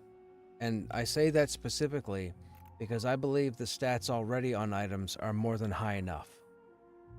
Like, for me to have the helm, if max level is going to be level 50, for me to have a helm at level 40 with 93 AC and plus 7 to stats, that seems like a bit over the top. Now, depending on how your stats factor into your performance, I don't know. I would like to have the information to be able to judge, but I can't. But as far as epic weapons go, they'd have to start putting double-digit stats on the weapons. So you'd have to get like a sword that would have like plus 12 of like that's. I think you. I mean, whenever Classic launches, so whenever Pantheon has its 1.0, its official launch, if they waited a year or two from that for, say, an expansion, then yes, I could see some kind of epic weapon quest coming in. But this game right now, what would be considered the 1.0? No, I think that's a bad idea. Even if they entertained it, I think it's a bad idea.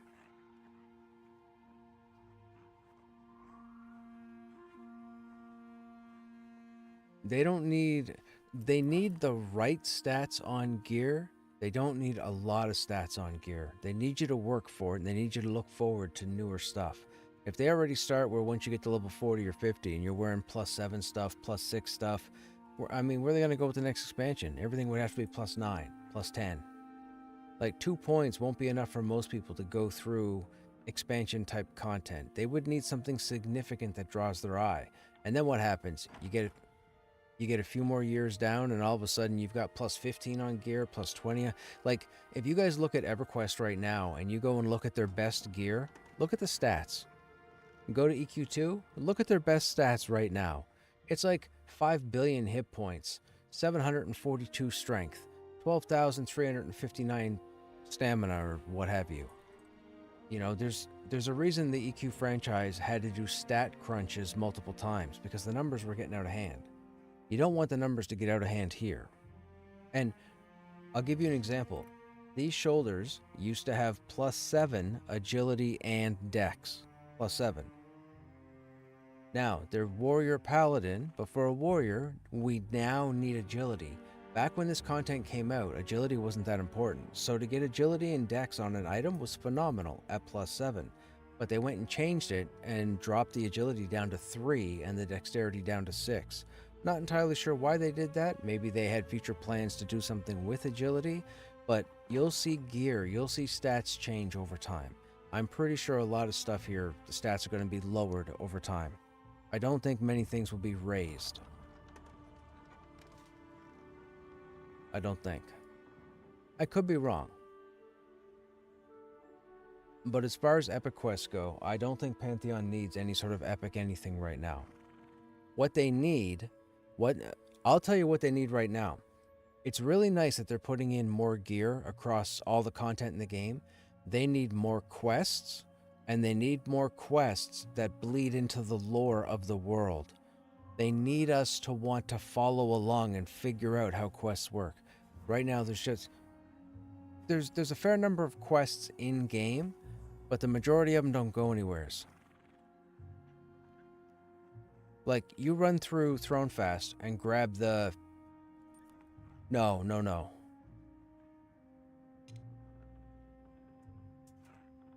Okay, so you've got the belt. I don't need anything on Krushnek. I can switch over to Krushnek right now. I will do so. And then he's in Thronefast.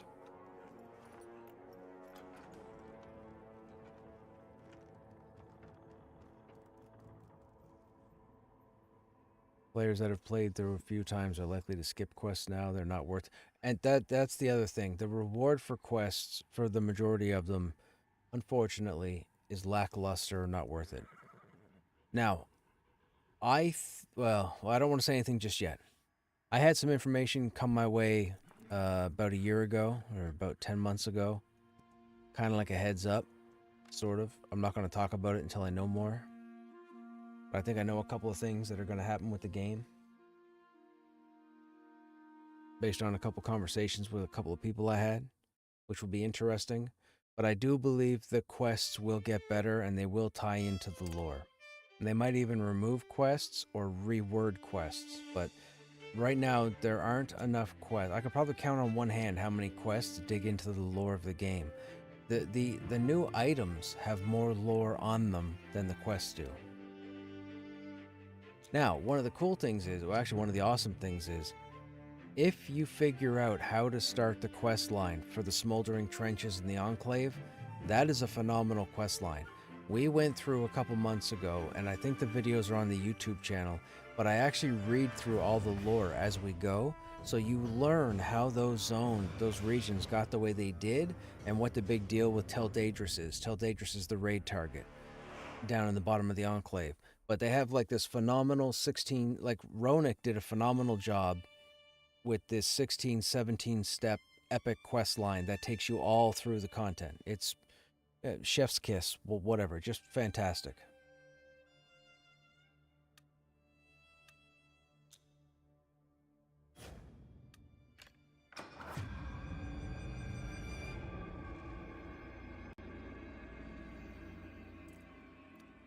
You haven't done the Enclave yet? Dude, it's so much fun. I thoroughly enjoy the Enclave. Yes. But I can run... Oh, there's Hadouken and Farron. I was going to say, I can run down to the zone line if need be. That's not a problem.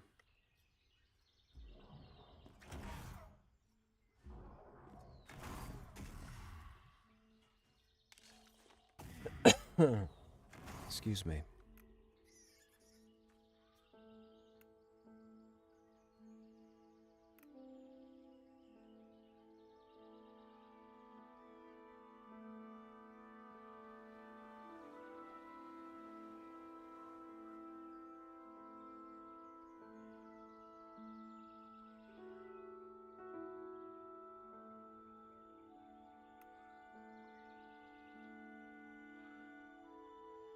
No, it comes from the newest area called the Wild Mound Cradle, and it's off the main boss. We haven't faced him yet. I guess he's a mean dude. But we haven't spent enough time over there anyhow.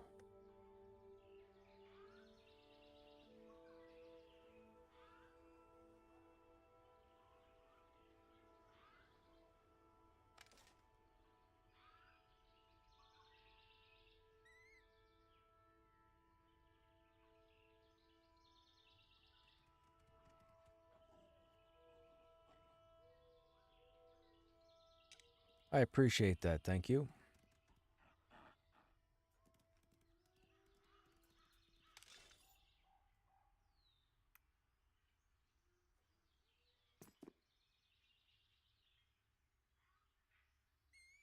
Oh, it's got the same graphic as the Beetle Blades. I didn't know that.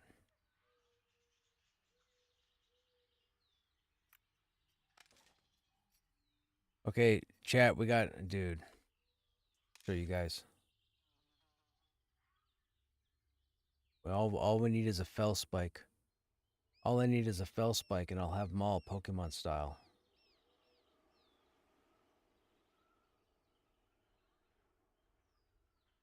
Mm-hmm.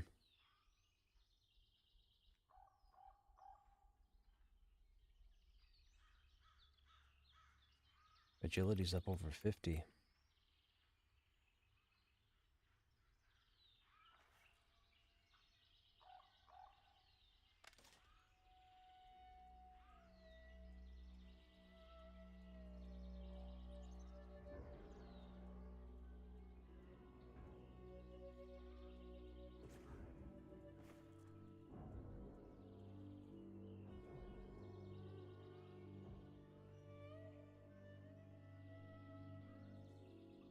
I like how the sun gleams off the blade. That's awesome.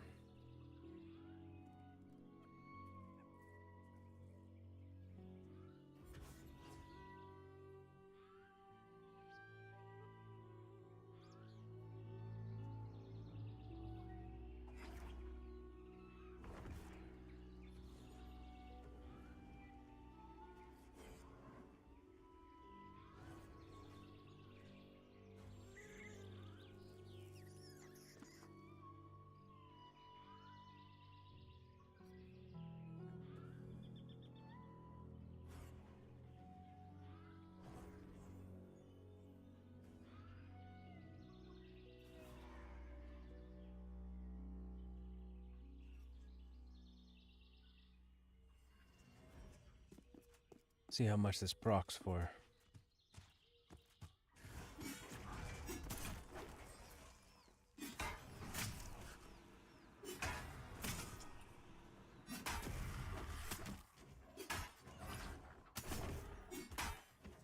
attack, auto attack. There's Frost Slash. Where's Wind Cutter? Frost Slash again. No Wind Cutter.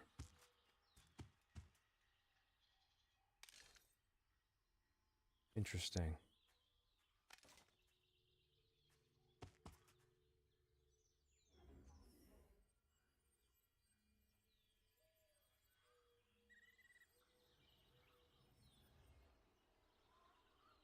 More decks. I know, right? 35's not high enough. You should trade me that spear. Oh, that's on Slindrel. That's not even on Snapper.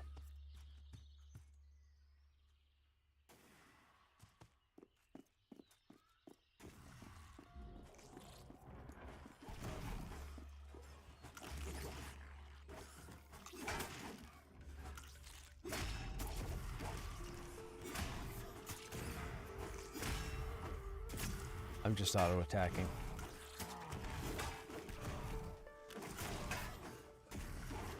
Trying to get Wind Cutter to proc, but it's not going off.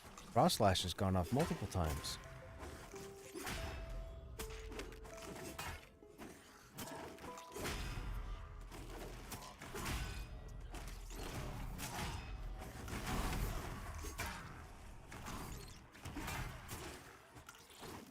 There's Frost Slash again. Still no Wind Cutter.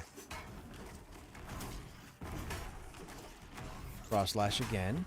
Oh, there's a Wind Cutter. 10 damage. I want to see how much it hits for. I want to see if it's a static number or if it changes. There's Frost Slash again. Frost Slash again. Frost Slash again.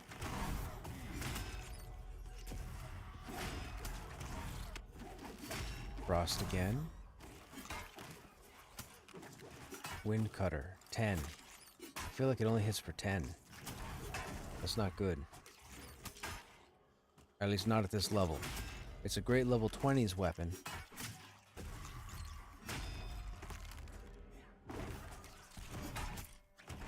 Excuse me.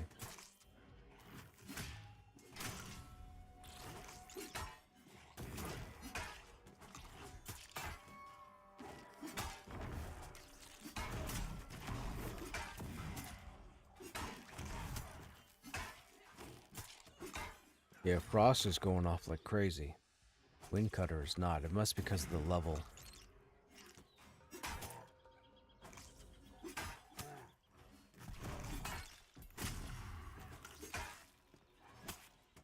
We need to get him... the shoulders out of Enclave with the 6 decks on it. That'll put him over 40.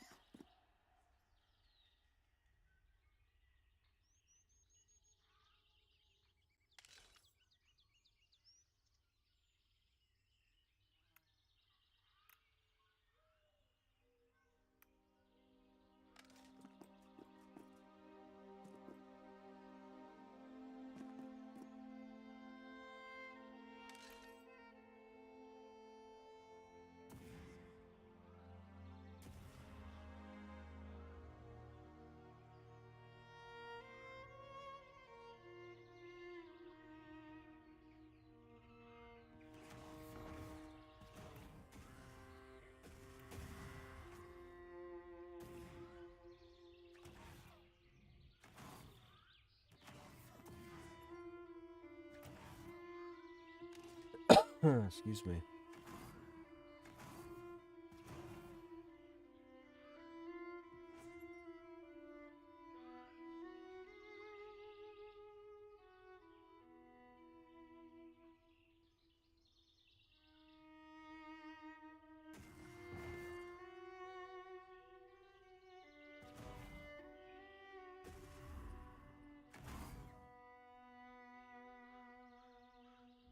Where are you? Are you coming from AVP?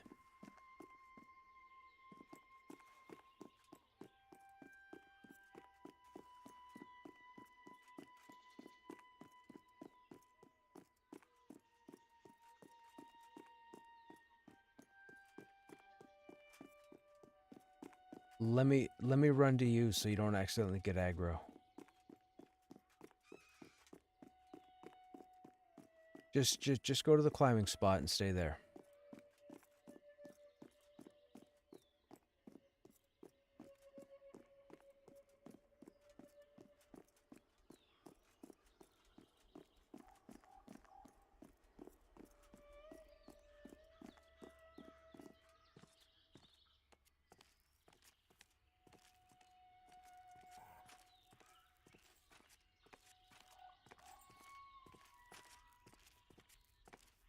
Okay, I just came down the second one, so I'm down with the goblins.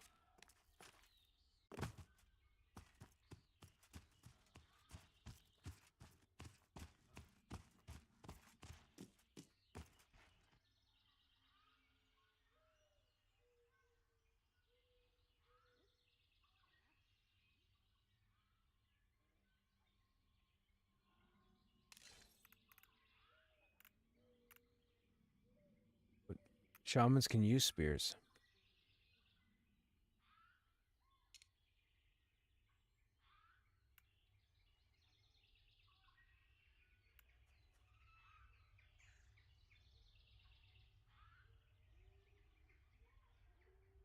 Okay, now both of these proc off of dexterity.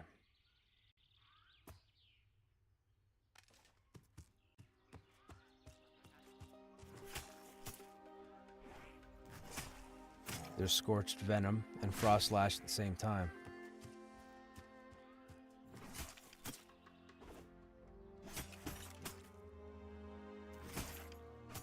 Frost Slash hitting for 47 is nice. Where do we climb up at? Here? Yeah, so these are considered old world weapons. Level requirement didn't come in until Silent Plains. Smoldering Trenches and Enclave, they brought the level requirements. All the old world gear has no level. I say old world, but now I'm sure maybe with the reset, all the gear gets level requirements. I'm not sure. But level requirements weren't always here. They only came in... When did we get Smoldering? June? May? Around May. No, because, well, up until now, there was nothing at Fort. Now, with them sprinkling gear all the way around, I'm wondering if the 3 names in Fort drop more stuff now. Nobody really went there for anything because there was nothing to get.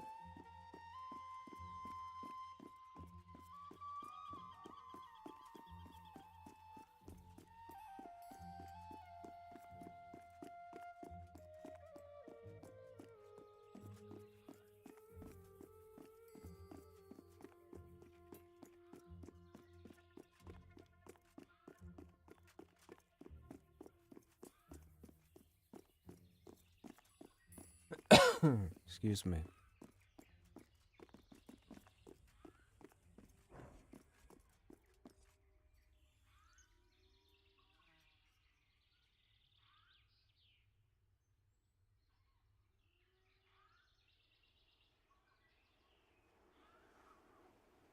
What's our dexterity? 35. Needs to be higher.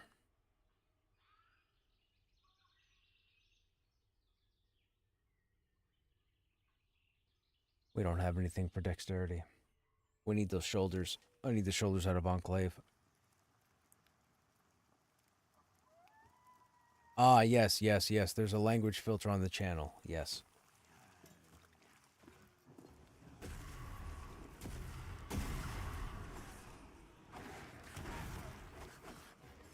What mob is your focus right now? The ghoul that's resistant?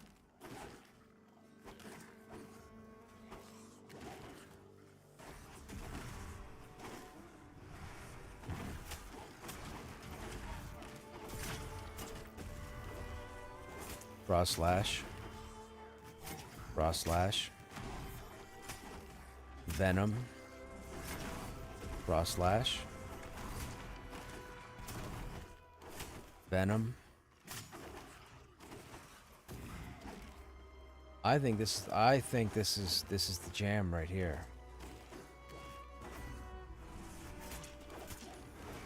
Both of these procs, we're getting 30 from one and 47 from another.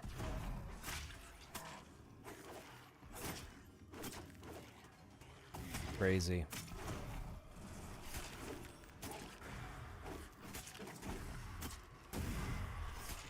There's Venom again.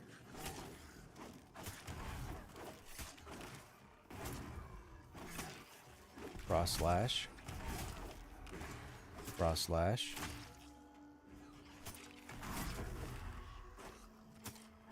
Venom. Venom. Yeah, this is the plan. Swap them over.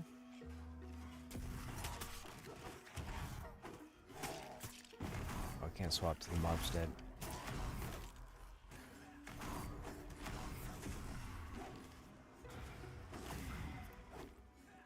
Oh, all of them gotta be dead. Oh, because yeah. We took the Ichor Scorched Partisan that I had sitting in the bank on Krushnek out. I wanted to see how much it procced for. These are the jams right here. You put these two weapons on a rogue that doesn't have a fang, dude, forget about it.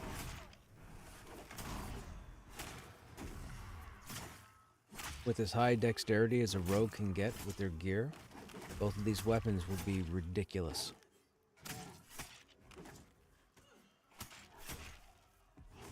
Maybe I should start a rogue and give him these two weapons. No level requirement, it's just ridiculous.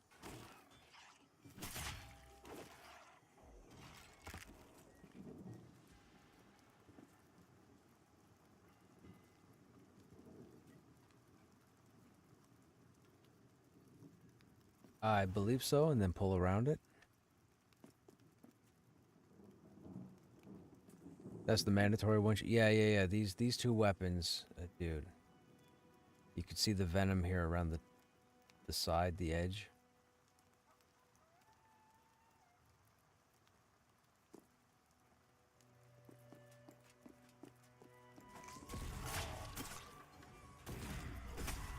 Scorching venom.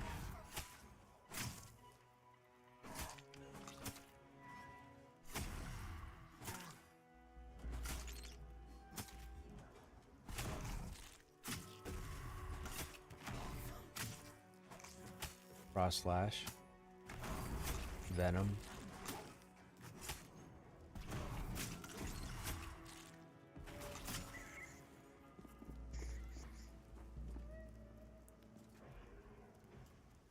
Yeah, I think these are the weapons.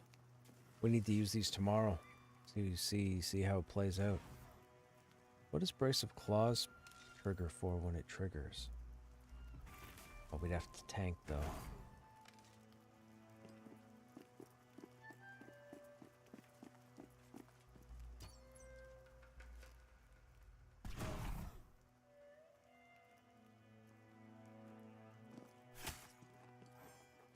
Right. Brace of Claws is 13. Brace of Claws is 13.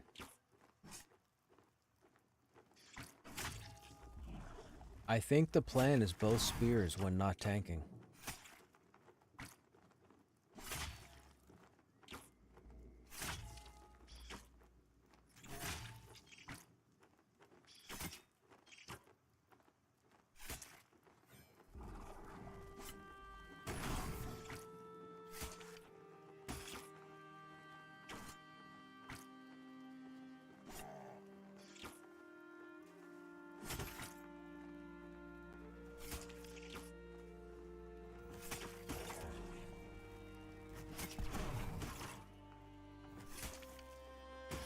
Now see, the thing is, Brace of Claws pretty much triggers every time we're successfully hit.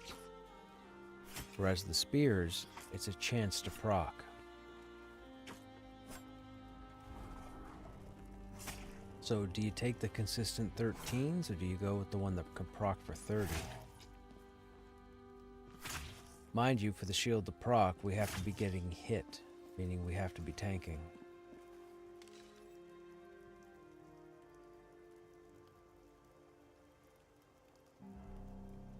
But the benefit is both of these spears proc off of dexterity. The Windblade doesn't. The Windblade doesn't have a dexterity requirement. It just says chance on hit to proc Wind Cutter. But the two spears increase with dex. We have almost 50 agility. That's ridiculous. Dex procking is like dex is the stat for procking weapons, but you have to have a weapon that procs off of dex.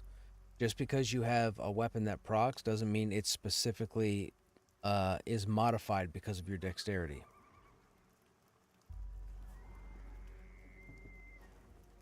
Like when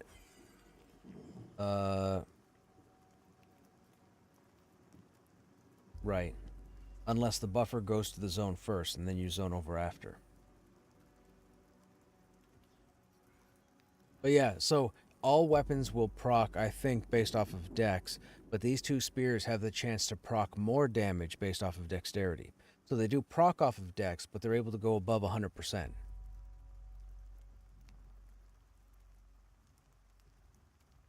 Or more often. So if you get 10 procs in a minute, you might get 15 procs with these two spears, whereas you get 10 procs with the Windblade.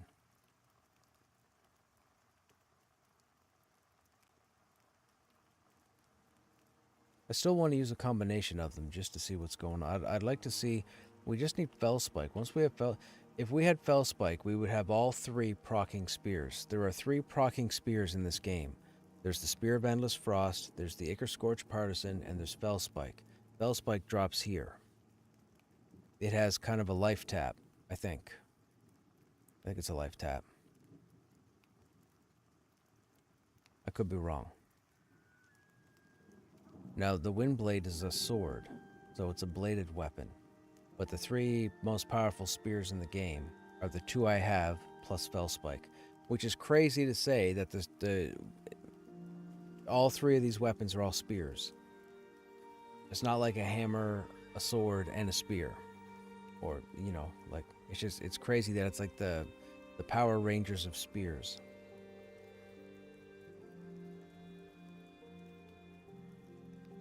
But it is interesting that we get 30 damage on one proc and 47 on the other. That's really high. Compared to 47 and 10 or 47 and 13. But we also need more dex. We only have 35 dex. I need to get it over 40 for our level. Being almost 50, we'd have it with the shoulders. The shoulders would give us 6 dexterity, which would put us at 41.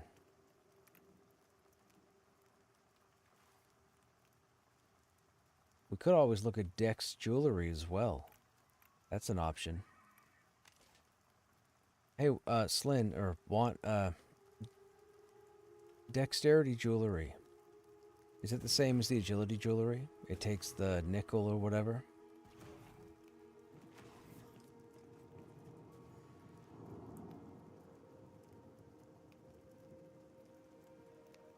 And what's the dexterity stone?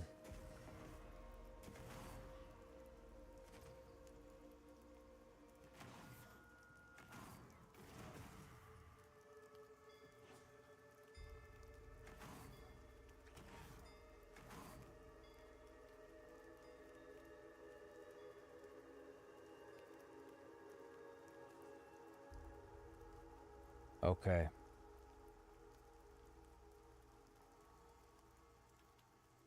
Prowess, okay.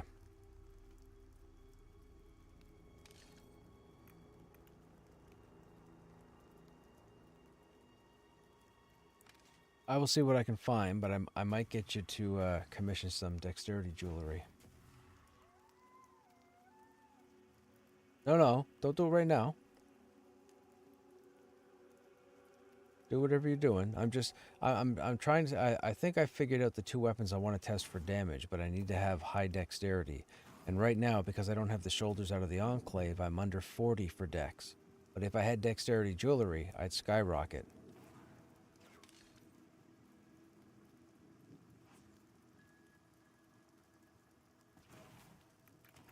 Because I could swap out, Like 3 agility for 3 dex would bring dex up to 38 and take agility down to 46.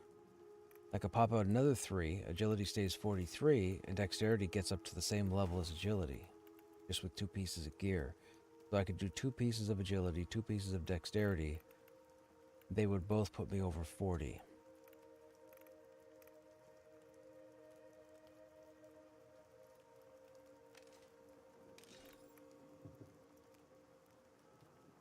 It would be interesting to try. I'm keen to try to see how often we can get it to proc or how much damage we can do.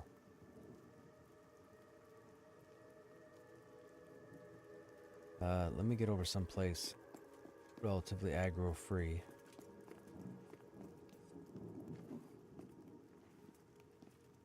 I think this is good. Okay, stream. We're going to end it here for this evening. It's going on 12:30 my time. I have to get to bed. I've got work in the morning. I've been shoveling all day and I'm really sore. So hopefully, you know, we're not sore tomorrow. Anyhow, those of you that are still here, as always, I hope you guys enjoyed your time here. We'll be live tomorrow, probably around the usual time. I think we're going to start with some Subnautica. I'm going to go ahead and move the Cyclops to the deep base. And then when everybody starts to get on, we'll switch over to Pantheon and see what we can get up to. Regardless, you guys have yourselves a good evening or a good day, and I hope to see you guys in the next stream. Take care.